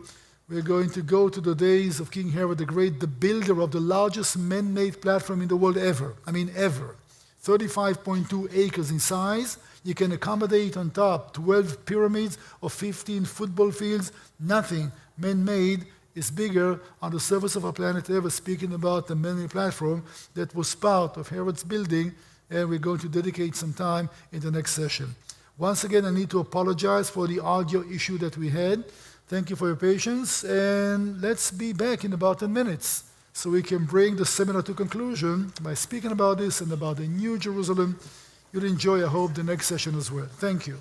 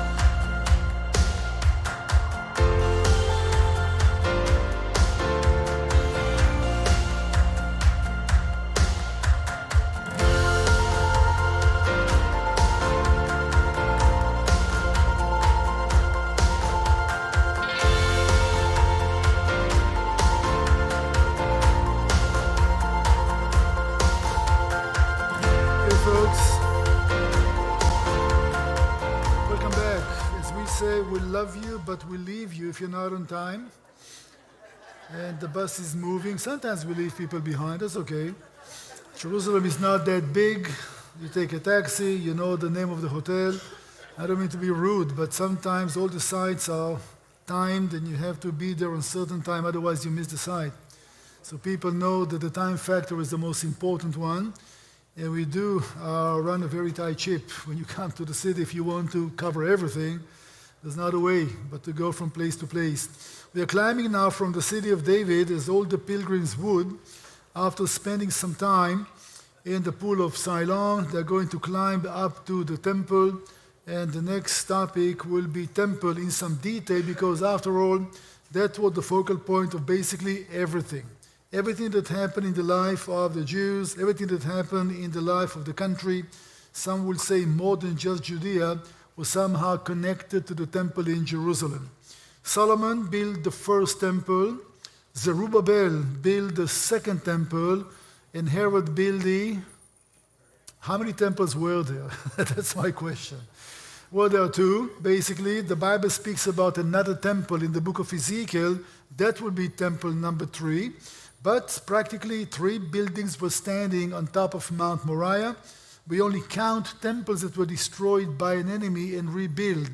When Herod built his massive project, it was not destroying the temple built by Zerubbabel, it was enlarging, enveloping the building, and add the big man-made platform, so we do call it the second temple. The second temple that was built 515 BCE was dedicated by Zerubbabel. You go to the books of Haggai and Malachi and Zechariah, they speak about the construction of the second temple. They complain how small that was, still remembering Solomon's temple. And God is telling his people through the prophets, the glory of this one will be far beyond the glory of the first one. Another trivia question for you, not offering any points. What was in the Holy of Holies of what we call the second temple? Let me tell you that there was absolutely no object inside, no Ark of the Covenant. What happened to the Ark, we don't really know. You need to check with Indiana Jones. Maybe he has the answer. Here is what we do know. The Ark is mentioned for the last time when King Josiah was king. We do know for a fact it was taken by the Judeans to the Babylonian exile. We also know that when King Cyrus comes to the scene and makes his declaration, the Jews can return to Jerusalem, and we have a list of the treasures of the temple they brought with them. The Ark is not mentioned. So in the Holy of Holies of Solomon's temple, you had 2 sets of tablets. The first one that Moses broke when he came down from the mountain and saw the sin with the golden calf. And then you had the second set. There was a small jar that contained some manna in it, and you had the staff of Aaron. Right? These were the objects inside the Holy of Holies of Solomon's temple. In the second temple, the Holy of Holies was an empty room. There was nothing inside. It was filled with God's divine presence, the Shekinah glory. There was no object inside. All right, so the question is, where is the Ark? We don't really know. And I don't want to say that the Ark is overrated. It wasn't about the Ark. It wasn't even about the building. We are commanded to do one thing, and that's the sacrifices. And once he offered them on top of Mount Moriah in an altar outside the building, that's all that God requires, the sacrifices. It was nice to have the Ark as a nice bonus, but it wasn't a must. The only must thing would be the sacrifices. So this is important for people to note. I did mention that many times. The Torah, the books of Moses, do not mention a temple. They speak about a tabernacle. Jerusalem is not even mentioned in the Torah. It's mentioned later on. So we have to make that distinction. The sacrifices were the only thing that really mattered to carry on the Jewish rituals, not the building and not the ark. It was all about the sacrifices. We are commanded very clearly how to offer, when to offer, what to offer. That would be the focal point. So you're climbing now from the city of David. Boy, that's a climb. You can see it's not 3D, it's a climb. City of David, and that will take you closer now to the Temple Mount that was built in Herod's days. Herod the Great was king for almost 20 years when he felt strong enough and wealthy enough to ask permission from the Jewish elders, the Sanhedrin, to renovate the temple's area. What was his motivation? Well, Josephus Flavius, the historian that tells us about those eras, will speak about the money issue, will speak about Herod's motivation to be recognized as the head of the whole Jewish people, not just king of Judea. And you need to know that even back then, about half of the Jewish people did not live in Judea. If you make Jerusalem so beautiful, if you build a structure that was something that nobody had ever seen in the country, that will maybe fortify your position as a leader of the Jews and not just the king of Judea. Well, in order to build the project, Herod trained 10,000 stonemasons, and these guys were busy for decades to build the project. I'll show you a list in just a minute, the amount of stones that were used just to build the Temple Mount area and the temple building, which is quite amazing. It wasn't just the building. It wasn't just the Temple Mount. We speak about the whole infrastructure that had to change totally. To build the Temple Mount without access roads, without marketplaces, without cleansing facilities, without gates and bridges was like building a stadium without a single parking lot. And therefore everything had to be well considered. For example, if you come as a pilgrim to Jerusalem, you don't bring your sacrifice with you all the way from Galilee. You have to feed it all the way. It may be damaged along the way. That's the last thing that you do before you go up to the temple. Think about the marketplaces that had hundreds of thousands of sheep and lamb. If you want to celebrate, you want to save some money on it, you don't bring your sacrifice all the way with you. You buy it the last moment. The temple had to provide those facilities. Think about cleansing. You want to bring yourself to the highest level of purity before you go to the temple. You need to have thousands of cleansing facilities. The city totally changed its appearance as a result of the temple project. How long did it take to build the temple? We can't really tell. In John's Gospel, when Jesus said to his disciples, I'm going to destroy and rebuild the temple in 3 days, although he meant about himself, people take it literally and ask him, how can you do that? We are working for 46 years, we did not finish yet. Josephus Flavius tells us it took 8 years to gather the building materials and 3 years to build the building. So we don't really know how long did it take. We do know it took quite a long time, and that was one of the projects that almost drained the kingdom's treasury, but for Herod it was important. So think about a king that dedicates his lifetime and resources to build a place he himself is not allowed to visit. Not being Jewish, basically, you were not permitted into the sacred area of the temple. And the Temple Mount was divided into 2 sections, the Gentile court, the marketplace, and the section that was limited just for Jews. Paul was arrested, by the way, in Acts chapter 7. They brought accusations against him that he brought a non-Jew into the limited Jewish area. I'll show you how the temple used to look like in just a minute. So we do speak about a massive project that took a long time, and that's how it used to look like, give or take. Most scholars do agree that that will be the appearance of it. Josephus Flavius, once again, gives us good enough information. Here's what you see. You do see the Antonia Fortress Praetorium, a great castle overlooking the temple's area. That's where the trial of Jesus took place. And you do see the large courtyard divided into 2. The Gentiles' court was the marketplace. The temple was the biggest employer in the country. All right? It was a business. And Jesus wasn't the only one who was upset with the fact that business was done on top of Temple Mount. It was a marketplace with money changers. Other businesses took place in the temple. But again, the idea was that we have the sacred area, which is dedicated only for rituals, and the rest of the platform is not really sacred. We can use that to do business just like in a Roman city. That will be the central marketplace of Jerusalem in those days. You also see down below the eastern gate. It will be very significant in a few minutes. And you see that the building itself was divided to the outer court. That was the women's court. And then you climb 15 stairs to the men's court. You go inside the building. Only the priests inside the recesses of it, the Holy of Holies, the high priest, once a year, Yom Kippur, the Day of Atonement. So the temple wasn't open for everybody to visit. Just the priest could go inside. Inside the Holy of Holies, we said, there was absolutely no object. Inside the sanctuary, you had the candelabra, you had the table of showbread, and the altar of incense, and nothing else.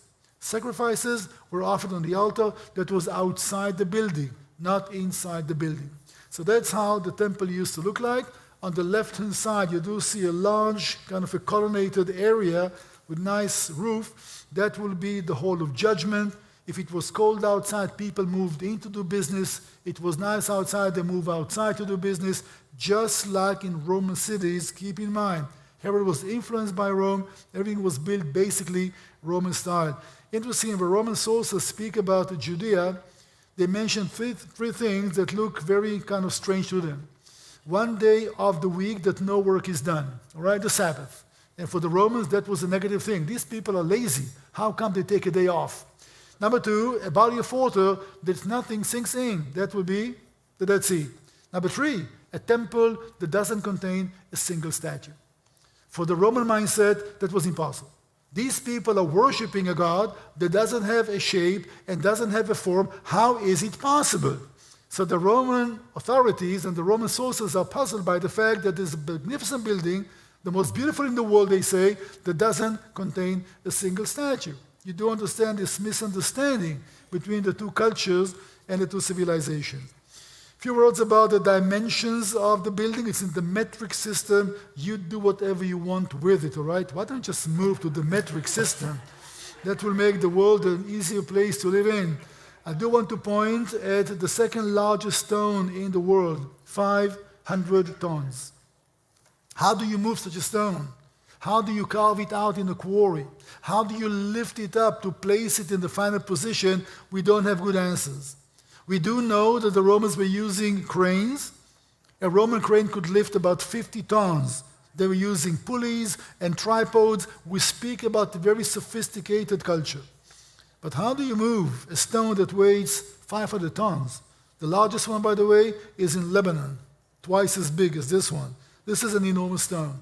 And then when you look at the different sizes of the stones that were carved out just to be used to build the temple's area, just think about the amount of stone that you have to carve out.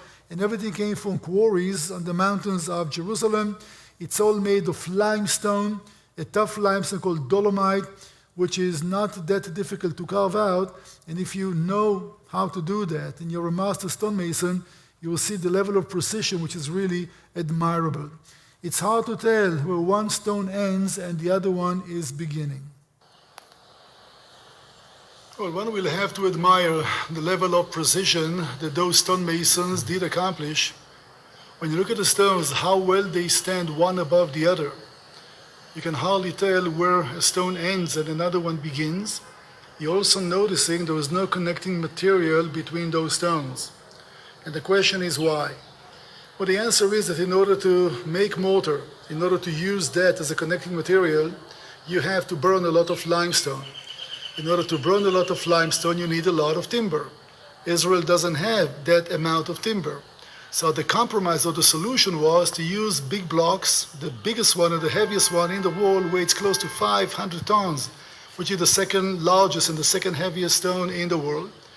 And you have to level the bedrock totally, which means that in the process of building those massive retaining walls, from Solomon Temple or Herod engineers, in the process, in building those massive retaining walls, Herod engineers had to clean everything they found all the way down to the bedrock, including what was still standing there from the days of Solomon. From Solomon's temple, not a single stone was found. And the reason was that Herod's engineers would not build on ruins. Herod's engineers will level the bedrock. In the process of getting there, they simply removed everything, including the stuff from Solomon's temple. I want to say that very clearly before I try to impress you with my drawing skills, which are close to none, but there is a reason why the thing is over there. Nothing was found in Jerusalem from Solomon's temple. Absolutely nothing. And the reason is not because there was no such temple. Of course, there was one. But when Herod engineers were preparing the ground to build the massive retaining walls, to make this man-made mountain, man-made box called Temple Mount, they cleared everything, including leveling the bedrock. You need to understand that without the bedrock being completely leveled, this whole structure would not stand. And for that reason, number one, you remove everything, and then you level the bedrock. You build huge retaining walls, and then you added the platform. So you do have a steep hillside. You see the sun says bedrock. That's a natural hill. And then you build a platform. How do you bridge the gap between the platform and the natural bedrock? Well, the way to do that was by building huge arches and huge caverns, one next to the other. Temple Mount is a hollow mountain. And that was built in such a way because of three main reasons. Number one, there was no connecting material between the stones, which means if you build this big man-made box and you stuff it with dirt to add the platform, the pressure can be so hard when millions are visiting, these walls may collapse. So to reduce the pressure, you need to have some air and build that on those arches. Another reason was the temple needed lots of storage. Think about the water cisterns in the temple. Think about washing away the blood of the sacrifices from the main altar every day. The temple had living quarters. The priests came to work in the temple, serve in the temple, every division, 2 weeks every year. That's where they lived. You bring your offerings, it will not consume the same day. You need to store it. The temple needed huge amounts of salt. If you want to keep the flesh of the sacrifices, these were the tithes of the priests. You need to salt them.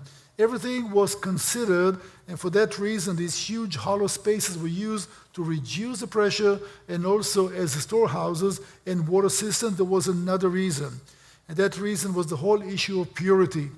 The ultimate source of contamination in the Jewish understanding is dead bones. Let's say if anybody watch a Jewish funeral, for example, it's not pleasant to see. We are burying the people the very same day they die, before sunset. I'm sorry to sound gross, but without the Spirit of God in them, it's just dead meat. It's contaminating. Let's get rid of it as quickly as possible. So once you came in touch with a dead body, you need to cleanse yourself. We are contaminated, which means if somebody was buried on the slopes of Mount Moriah, long before the temple was built, and you build your building above dead bones, you defeat your own purpose. The whole temple is contaminated. By the way, the Bible doesn't say anything about these issues. These are commentaries. These are questions brought by people, and the leaders had to answer. The Bible doesn't touch these issues. I'm taking a sidetrack for a minute, please forgive me. The books of Moses, the Torah, has 613 commandments. 248 you shalt, 365 you shalt not. That's it. These are principles. Generations of commentators and Jewish sages made commentary on these 613 principles. Let me give you one example. The Sabbath. We are commanded to rest on the seventh day. Is that simple to understand? Yes or no? What say you, rabbis? Please define rest. No, it's not. What does it mean to rest? Come on, work with me. Not to work, huh? Well, define work. What does it mean to work? You understand my point? It's not clear. And therefore, you have a question, you address the authorities, and they will answer. If you collect all the questions that were asked from times immemorial, and the answers given, which is making the Jewish oral law today that some people do practice, how many laws you think that you find today in the Jewish books based on 613 principles? Give me a large number, exaggerate, and double it. Come on, I'm asking you. Close to 400,000. All right, so we speak about commentaries. It's not the word of God. It's a word of commentators, and this is not the right seminar to speak about their authority. That's another story. And therefore, all those questions that people are dealing with are not biblical. But once you ask a question has to be answered. Rabbis, Sanhedrin, dear leaders, maybe we have a dead person buried under Temple Mount. How do we make sure that we're not contaminated? And the answer was, contamination only goes through solid rock and not through air. If you have some air between the place that you are officiating and where the dead bones are, that's kosher. It sounds silly, it sounds ridiculous. Here is the question, here is the answer. Temple Mount had to be built on air because of that reason. I can show you in Jerusalem today, all neighborhoods, that the buildings are built on columns. There's no reason except for one. It used to be an old burial ground, and people do care to have some air between potential dead bones, and where we live our lives, it's contaminating. That's the Jewish understanding. Take it or leave it. So Temple Mount was built on air, basically. And how do you accomplish that level of precision? Well, when they scanned the retaining walls of Temple Mount, they came to the following conclusion. Between every two big stones, the smallest stone weighs about 2.5 tons, all right? We speak about big stone blocks. They could trace hundreds of small pieces of lead. And that led them to the following speculation, theory. You bring the stone from the quarry, and you carry it somehow to the construction site. A crane will lift it up, and then you slowly lower that on the stone which is under it. But if you misplace it, you can't move it anymore. So it's resting on top of hundreds of small bowls made of lead. And you can adjust it until the stone comes to the final position, and the pressure of the next one will crash it. That's the way it was done? Who knows? But it makes sense. The fact is, they found a lot of pieces of lead. So it's a good theory. Maybe that's how they accomplished that level of precision, which is really admirable. You walk along the wall and you can hardly tell, well, this is one stone and that's the other one. So we speak about a massive project that even now, 2,000 years later, most of it is still standing. With all the earthquakes and all the wars, we speak about the man-made mountain. We cannot speak about Temple Mount before the days of Herod. Before the days of Herod, there was a temple standing on Mount Moriah. Only from the days of Herod we speak about Temple Mount, a man-made extension of the bedrock, huge retaining walls, a platform. That's what we call Temple Mount. So you have the bedrock, Temple Mount, and temple building. 3 layers, if you wish. The natural rock, the man-made platform, and the temple building standing on top. We are visiting now the southern entrance. That's where the pilgrims used to enter the temple. They came from south because of one reason. These are genuine stairs, almost all of them. So when Joseph and Mary brought baby Jesus for his dedication, they climbed these stairs. And a woman by the name of Hannah from the tribe of Asher approached them to recognize baby Jesus as Messiah on these stairs. So that will be the final ascent to gates which are no longer there.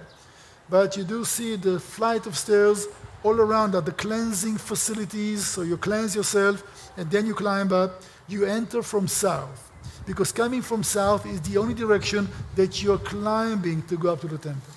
If you come from east, you're walking down the Mount of Olives, inappropriate to go to the place of worship, going down hills. You come from west, you're coming from the upper city. You come from north, you're walking down. Only if you're climbing from south. You're climbing, face lifted. That's the way to approach the holy mountain. So tradition was that pilgrims entered from south.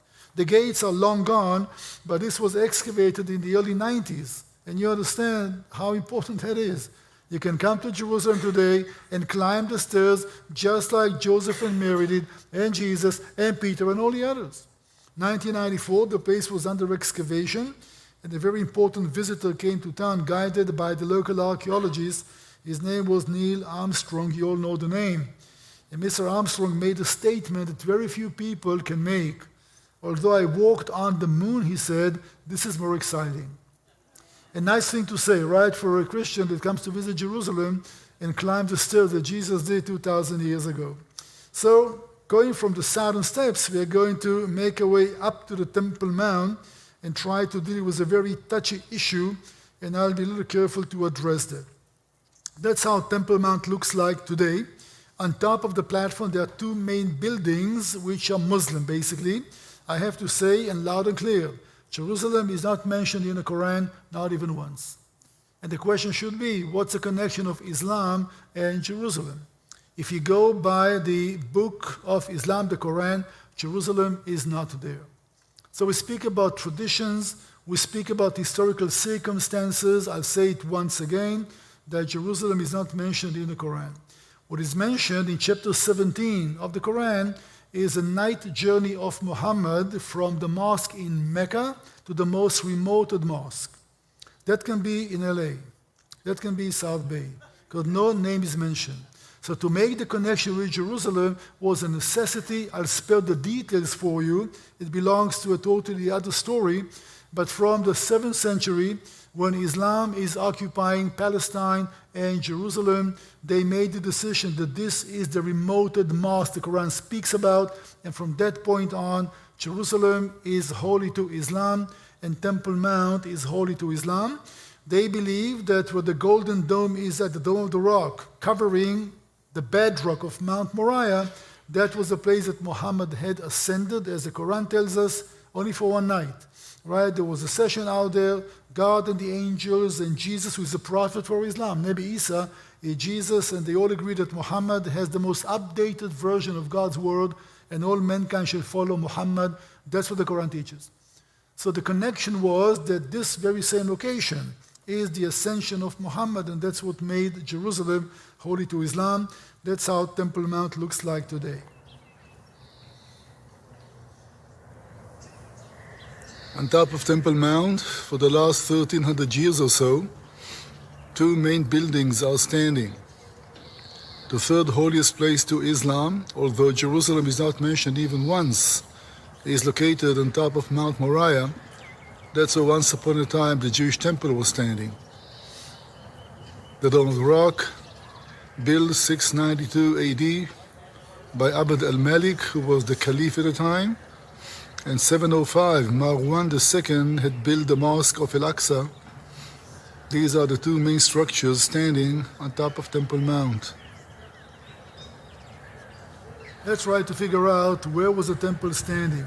On top of Temple Mount, yes. The upper platform, yes. And let me try to prove that to you. If you're watching YouTube and you're interested in that kind of topics, you will find a lot of information there. And some people will argue that the Jewish temple was not standing on top of Temple Mount. I will answer to that. Tell me your politics. I will tell you your archaeology. All right? There was a big debate. Who owns the land? Who owns the holy places? And if you're saying that the Jewish temple was not on top of Temple Mount, Jews are not connected to Jerusalem, it should be in the hands of the Palestinians, there's a lot of politics. One reason that we know beyond any doubt, there was an ongoing documented national memory where was the temple standing. And you cannot change locations. When the first temple was destroyed by the Babylonians and people went to exile, some people stayed in the country. There was no temple for 50 years, but they knew exactly where the temple was standing. Coming back to Jerusalem under Cyrus, you don't have the liberty to look for another location. The place was marked, the place was known, this is the place. And therefore to say that the temple was standing half a mile to the left or half a mile to the right, that's incorrect. I'm saying that because you hear that all the time. All right? There is an ongoing, documented, and national memory. We know where the temple was standing on top of Temple Mount. How come we can point to the right location? Because after the second temple was destroyed by the Romans, Temple Mount was under a pile of ruins for centuries. And Jews had no access to it. They can only see it from a distance from Mount of Olives. For that reason, the exact location was forgotten. Was it this one? Maybe this one? But there's no question where was the temple standing. And there are two possibilities. Let me bring those up. And once again, I hope that you respect my drawing skills. Where the red square is over there, that's where the Dome of the Rock stands today. The book of commentary, the Mishnah, the Talmud says the following. When the high priest's assistant was burning the red heifer, each time you're running low on ashes, you need to burn another one. Please look at me for a second. An altar was built for this event on Mount of Olives. And the high priest's assistant could see from the altar, above the eastern gate, into the temple gates. Which means that the altar for the red heifer, the eastern gate, and the temple should be on the same line. Are you with me so far? Fine. You need to know two places beyond any doubt to establish a line, and we only have one. That's the eastern gate. The eastern gate is on the right location, no doubt whatsoever.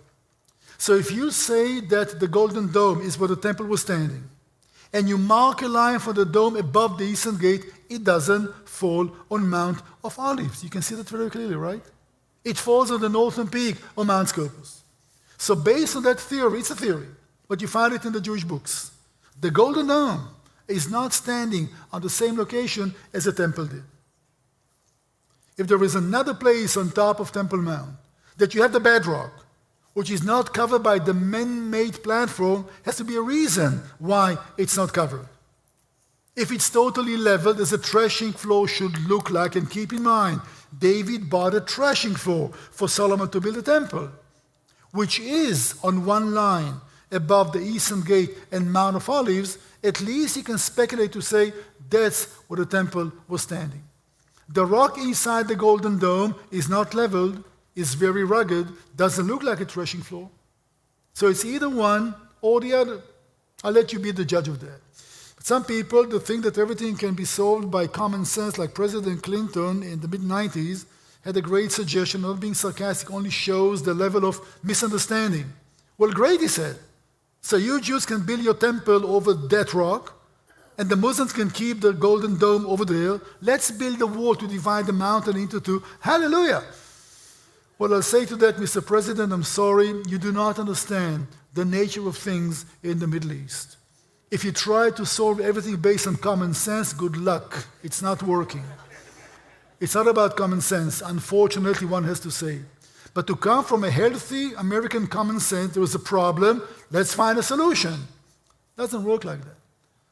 And to my opinion, there's only one truth. The two buildings will never stand one next to the other. It's either one or the other on God's timing. So, where was the temple? Well, who knows? On top of Temple Mount, yes. Where exactly? It's a problem. Western Wall, you do know the holiest place for the Jewish people. Why? Because of one main reason. This is as close as we can come today, to the back wall of the building, which means the Holy of Holies.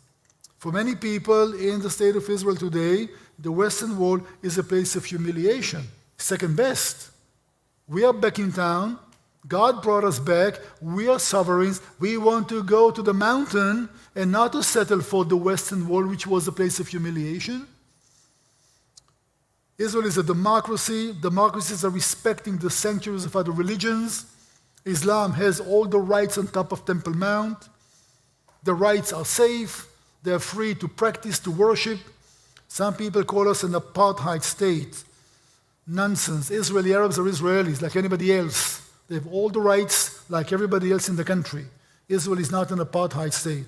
Members in the Knesset, can they practice Sharia law in America? I'm asking you, is it legal to practice Sharia law in America? No. American courthouses will not accept the ruling of Sharia courthouses. It is in Israel. So who do you call oppressive? And who do you call an apartheid state? Israeli Arabs are Israelis. One exception, they don't have to serve in the army as the Jews do. If they want to volunteer, fine. Besides that, they are free to do whatever they want as Israelis. The only Arabs in the Middle East who are safe and have rights, not abused by anybody, is not in Egypt, and not in Jordan, and not in Saudi Arabia, and not in Lebanon, and not in Syria. Israeli Arabs. That's a fact. You go and check, all right? I'm not being biased here. So we do speak about the Western Wall to be the place that many people go to practice, although you hear from even prominent politicians today, which is kind of dangerous, we should aspire to go back to the mountain. If you're looking for another world war, that will be one reason for it, and we see it beginning. What happens in the region now is a global war. It's a religious war. There's no point to hide that anymore. Not about politics. It was about religion. It is about religion. It will be about religion. So far, for the last 10 years, Muslims were killing Muslims all around the Middle East in behalf of Islam. All right? And now we are part of this global issue. It's not a limited issue, it's a global one. A few words about the Western Wall in COVID days. You tried to have social distancing by the Western Wall in COVID days. That was quite a challenge.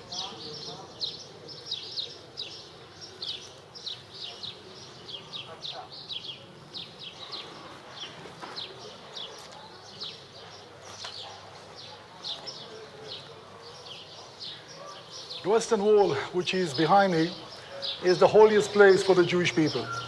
It is not the wall of the temple, as some people think by mistake. It's a western retaining wall of Temple Mount.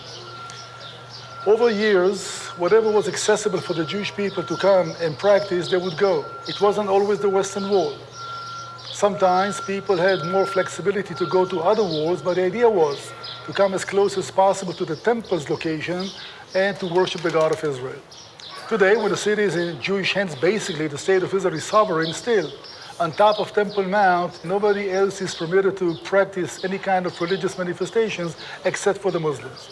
So the Western Wall is indeed the closest place you can come today to the Holy of Holies, and that will be the aspiration of every Jewish individual and the Jewish people as a nation. And therefore, this will be a place which is not only for private prayer. Some of the big national events will take place also at the big plaza, just by the Western Wall. And this is exactly where the two aspects of being Jewish, nation and religion, will come together. After 15 years of excavations, today one can walk the full length of the Western Wall. You're walking through a tunnel, part of it, because you're walking under living quarters. You're walking under the Muslim quarter of the old city of Jerusalem. But today, for the first time in 2000 years, you can walk the full length of the Western Wall and parts of the streets of Jerusalem as they were in the days of Jesus. So it's an opportunity. And on the right-hand side, you see the stones of the Western Wall. The rest is just concrete supporting the whole thing, so the Muslim quarter won't collapse inside the area. And that was done, of course, with a lot of resentment, a lot of resistance from the Muslim population. As I said earlier, if you go deep enough under the living quarters, you can basically do whatever you want. So today we can walk the full length of it. Look at the blocks, how big they are, and what a great condition the Western Wall still is. Well, since the city is built in layers, as I mentioned earlier, we do know for a fact that in the Muslim quarter, some people were building their homes and used the Western Wall to be the back wall of the apartment, basically. So we do know that in some places, the Western Wall is part of the bathrooms of a house, and in some places, that will be the wall of the kitchen or the wall of the bedroom. You go figure. You have one wall given for free by the state. You can build 3 other walls. You've got yourself a nice property. So in some places, above the tunnel that we just walked, in the Muslim quarter, the Western Wall is used by the locals as a wall in the house. That may sound humiliating, but we understand the reality. We are happy enough to be able to walk along a large section of the Western Wall. We're going to leave town now, and we're going to make our way to the new part of town and speak a little bit about Jerusalem of today, or the new city. Let me bring up some data that I hope that will surprise you, although that maybe explain a few things. The largest city in the nation, population of about 1 million people, and the city is divided 60-40 in favor of the Jewish population. Out of 60% of Jews, the Jewish society is divided 50-50 between a group of people called the ultra-Orthodox, and let's call them all the others. When I say ultra-Orthodox, we speak about a group of people in the Jewish world that basically has a big problem with the state of Israel. An ultra-Orthodox Jew will hold to the following opinion. The state of Israel, he would say, is not part of God's plan. The regathering of the nation, if it was God's plan, should happen over a blink of a second and peacefully, and brings peace to the region. And ever since Israel was born as a state, there isn't that much peace in the area. That could not be God's plan.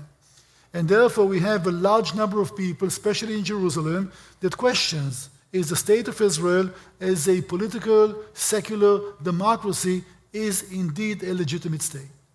It will be easy to understand why an Arab can argue that, not why would a Jew. But it is the reality in Jerusalem that 50% of the Jewish population will call themselves ultra-Orthodox. The black outfit, I'm sure that you know some of these people, not Hasidics, which is a different story.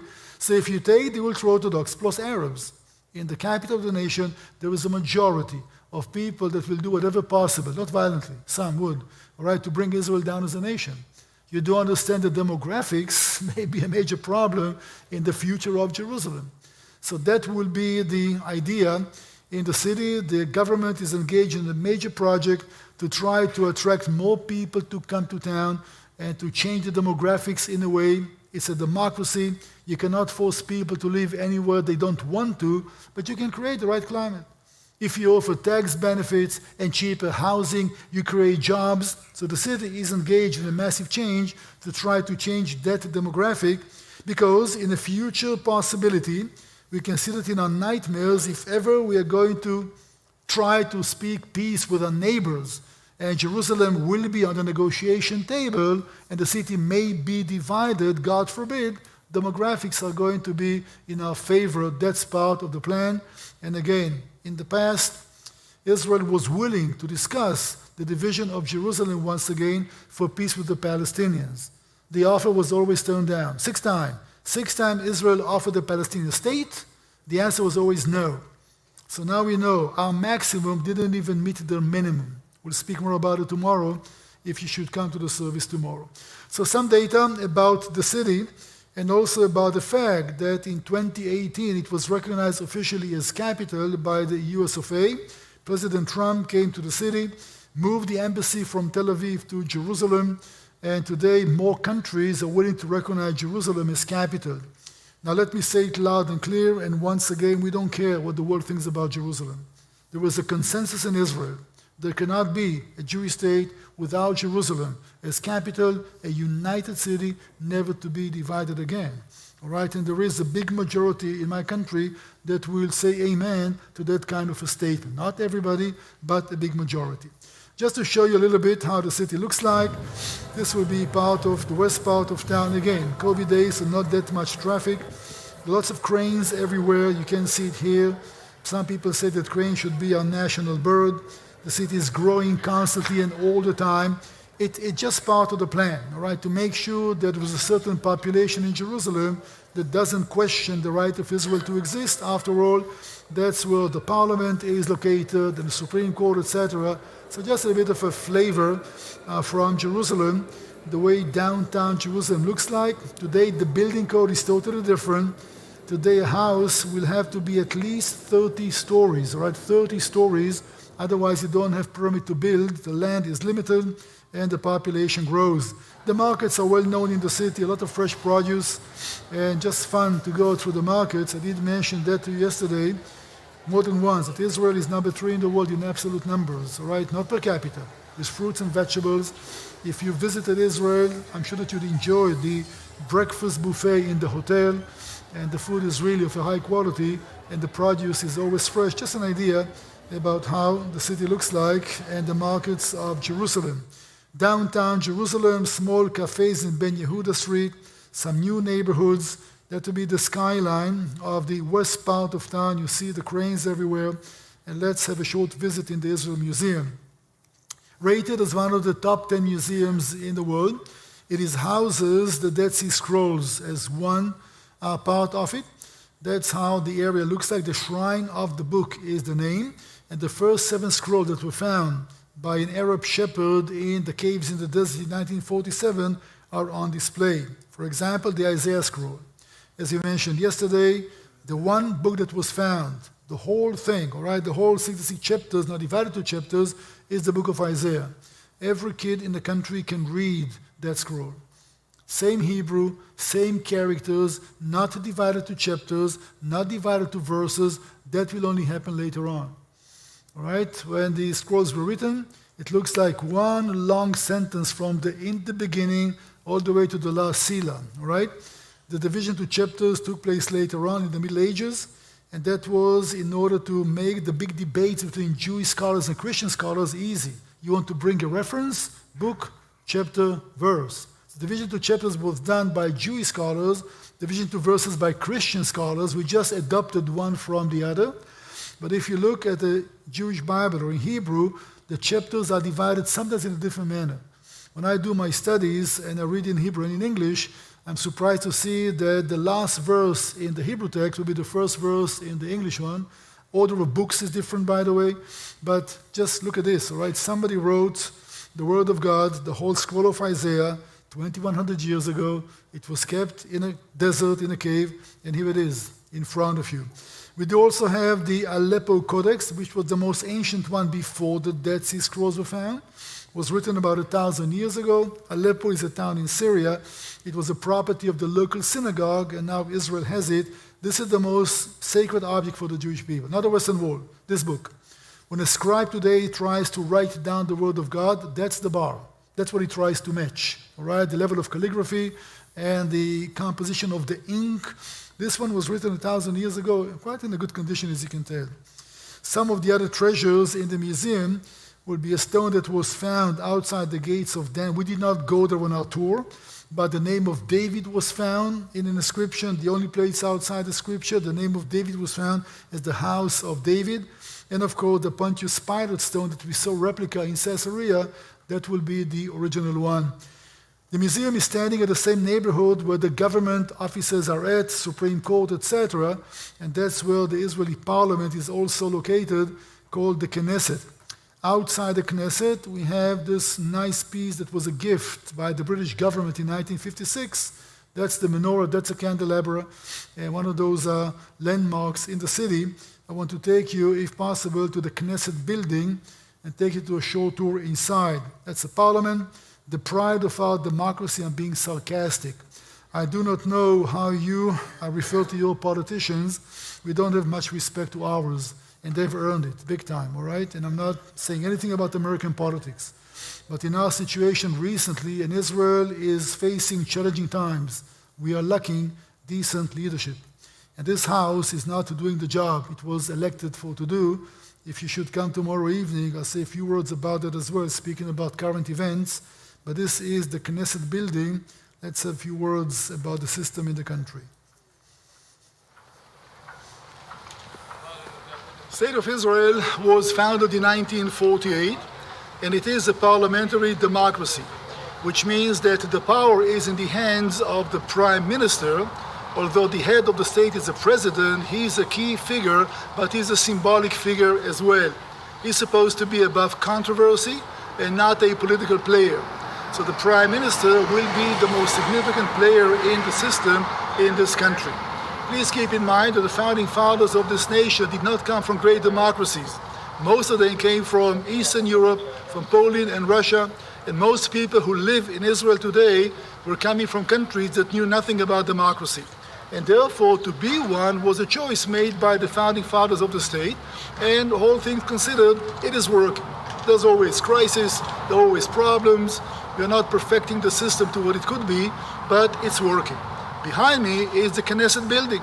The Knesset means the assembly, and it's named after the great Knesset that was assembled by Moses in the desert, gathering 70 elders among the tribes of Israel, and that it was the name of the main body of legislators in Israel, the 4th, 3rd century BCE, replaced by the Sanhedrin, which is the Greek term for the assembly. The Knesset has 120 members in it, and they come from different parties, and theoretically, every 4 years we have elections. That's how the system is working, only one house in the system, and behind me, therefore, is the stronghold of our democracy. The building itself was built in 1966, and this was a year before the Six-Day War. Jerusalem was a small town back then, surrounded almost 360 by the Jordanian army, and therefore some of the government offices and some of the sessions of the parliament took place in Tel Aviv, for example. Jerusalem was not a very safe place.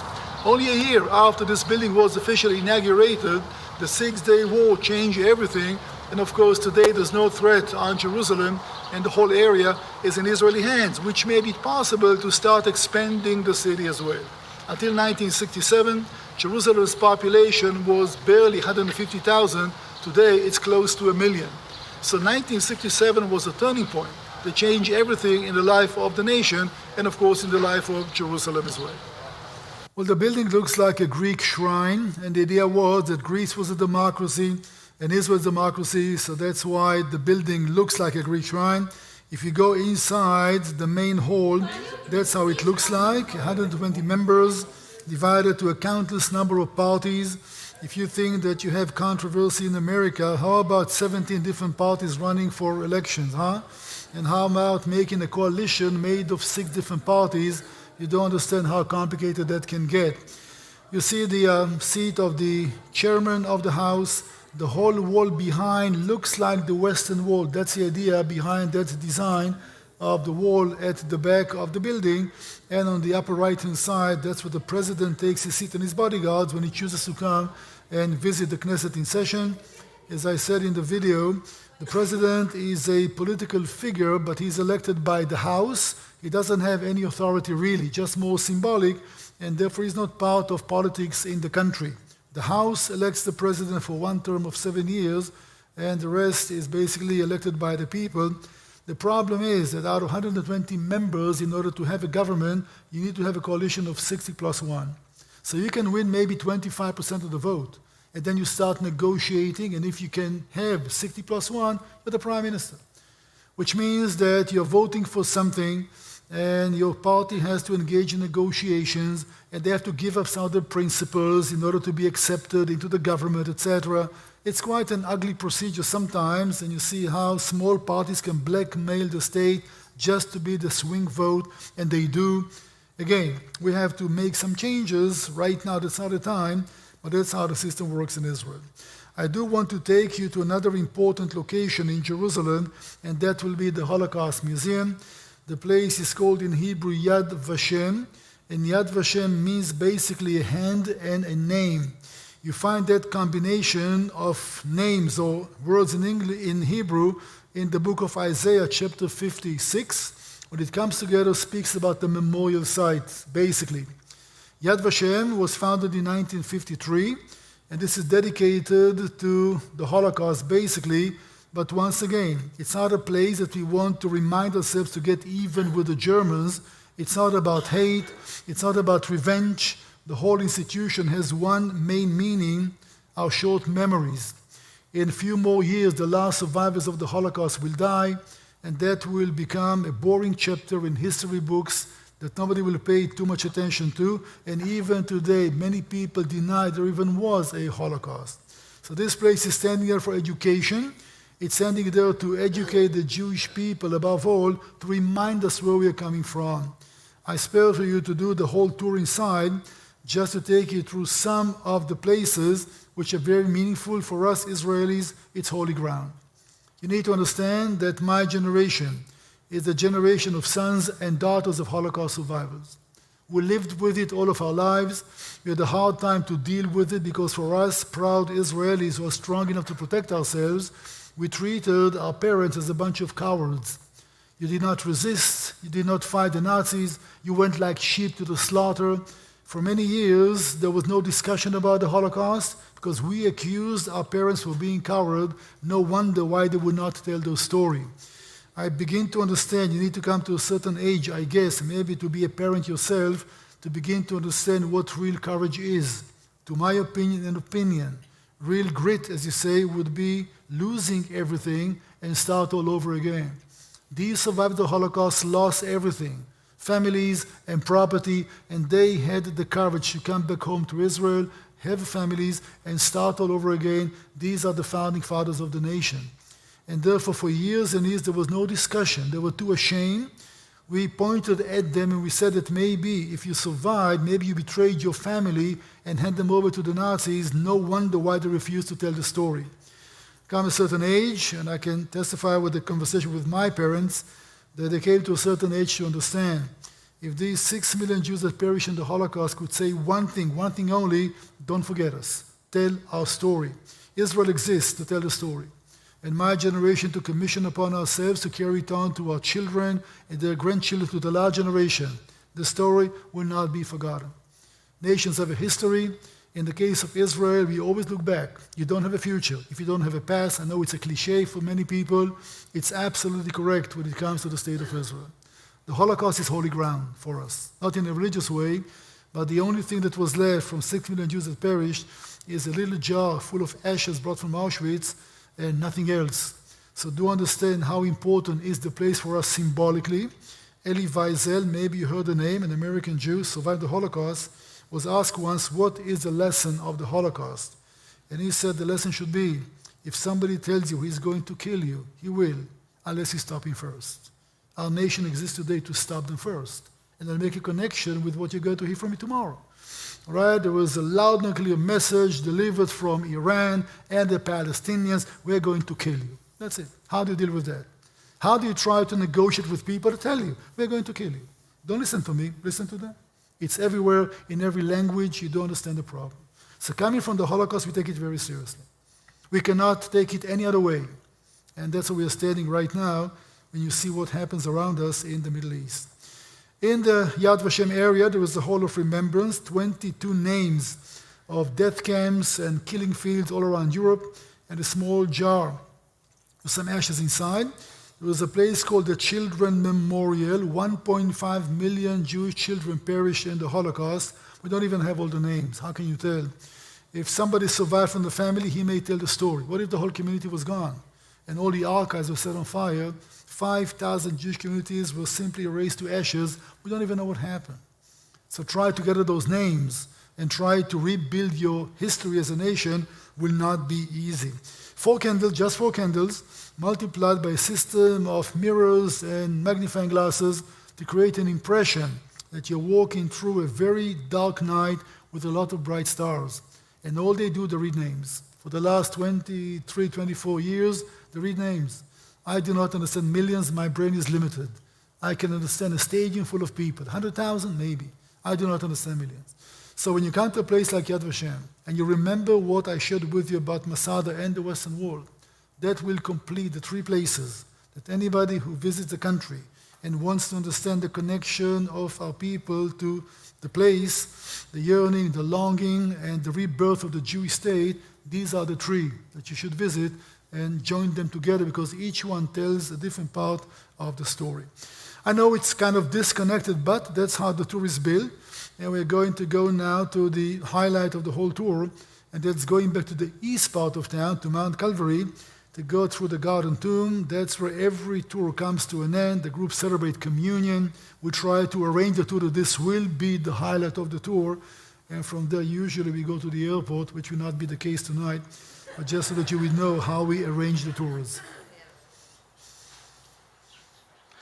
We are visiting now the highlight of the whole tour, and that will be the Garden Tomb. This is the place, as many Christians do believe, for the crucifixion, for the tomb, and for the resurrection. Until the last years of the 19th century, this place was unknown. There was only one place that everybody pointed at, and that will be the Church of the Holy Sepulchre. But in the 1870s, General Gordon, the famous British general, was walking on the walls of the old city about half a mile away from here.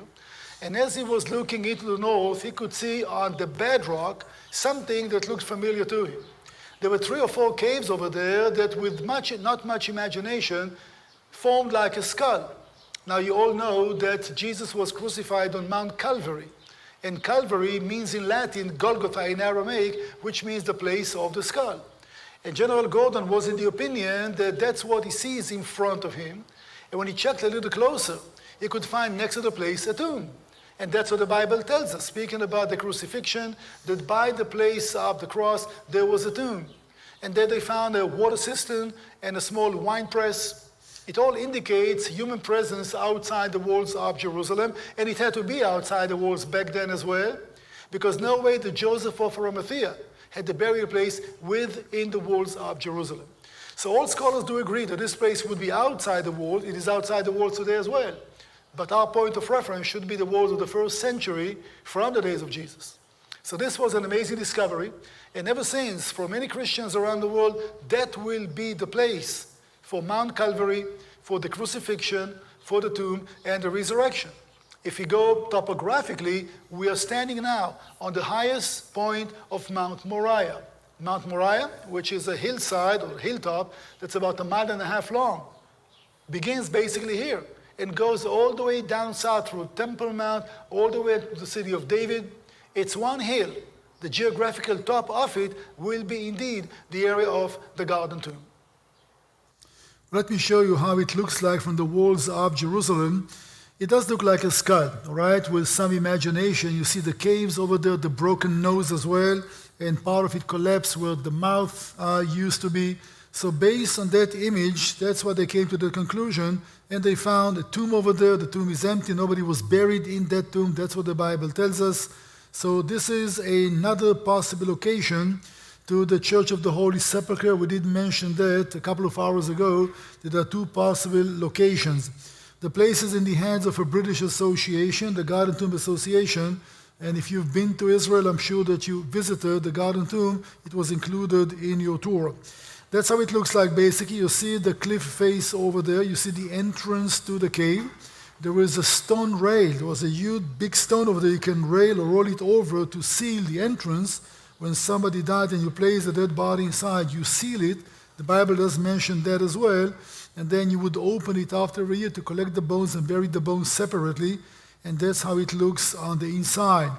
All right, the tomb of Joseph of Arimathea, outside the walls of Jerusalem, a tomb that is empty and nobody was buried in it. And that brings basically our tour almost completely to conclusion. Let me show you once again the little video that we saw earlier. Now that you know the city so well, it will be in the final exam, and you shout out the places that you see as the camera goes from place to place.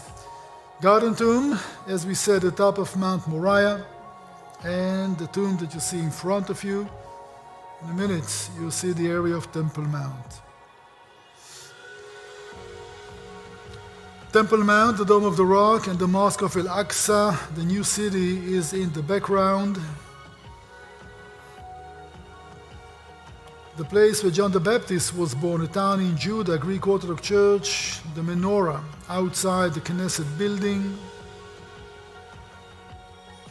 Alexander Calder is the artist. It's called Windows to the View. Don't ask me, modern art they call it. The facade of the Church of All Nations in the Garden of Gethsemane. The flag of the state, as I mentioned earlier, not a Jewish symbol necessarily. The closed gates of the Church of the Holy Sepulchre, the first day of COVID, March 2020.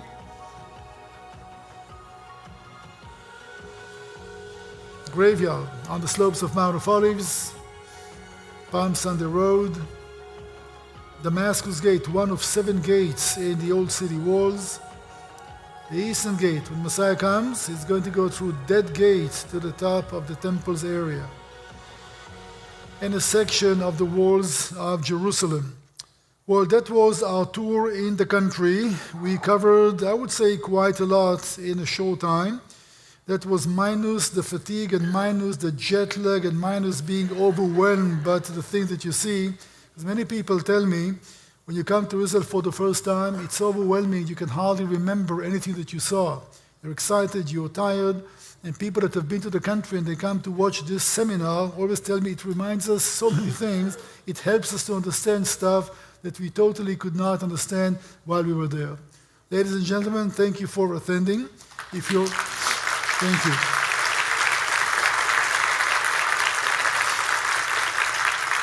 If you're interested in that kind of material, I encourage you to go and check the GalileeAcademy.com. That's a website that a friend of mine and a partner created during COVID days, and it has a lot of stuff in it, all right? You're going to go deeper to understand the scriptures. That's what we deal about. You can sign up. Most of the information is free. You can take a tour around the country, not a virtual one, and you can know more about Israeli history and updates, and we broadcast all kind of weekly updates, etc. Some things we charge for. You find 8 seminars about 8 different topics. You can be part of it. It's a lifetime membership. How generous we are. Who knows what a lifetime even means? But if you're interested, please check out the resource table. And if you should come tomorrow for the service, we'll speak about current events, basically. My point for tomorrow is not to add to the deception and not to add to the propaganda. We need to do some cleanup. I do want to focus on education. We'll speak about the main turning points, the main facts, and I'm asking you, don't trust a word that I'm saying, all right? I have an agenda. I cannot be trusted. He is an Israeli. You go and check. And if you can challenge my facts, I'll be more than happy. You go to the website of the Galilee Academy. I'll be more than happy to debate. I cannot debate with ignorance, please forgive me. And too many people are so zealous about something they know absolutely nothing about. So we'll do some cleanup, and we'll try to do some education to go from one event to the other to try to clarify what happens in the Middle East. We'll focus on the war in Gaza, obviously. But through that, we can expand it a little bit and have a zoom out to understand what happens in the region as well. I owe you a minute. It's 9:01. Thank you for coming, and have a great evening.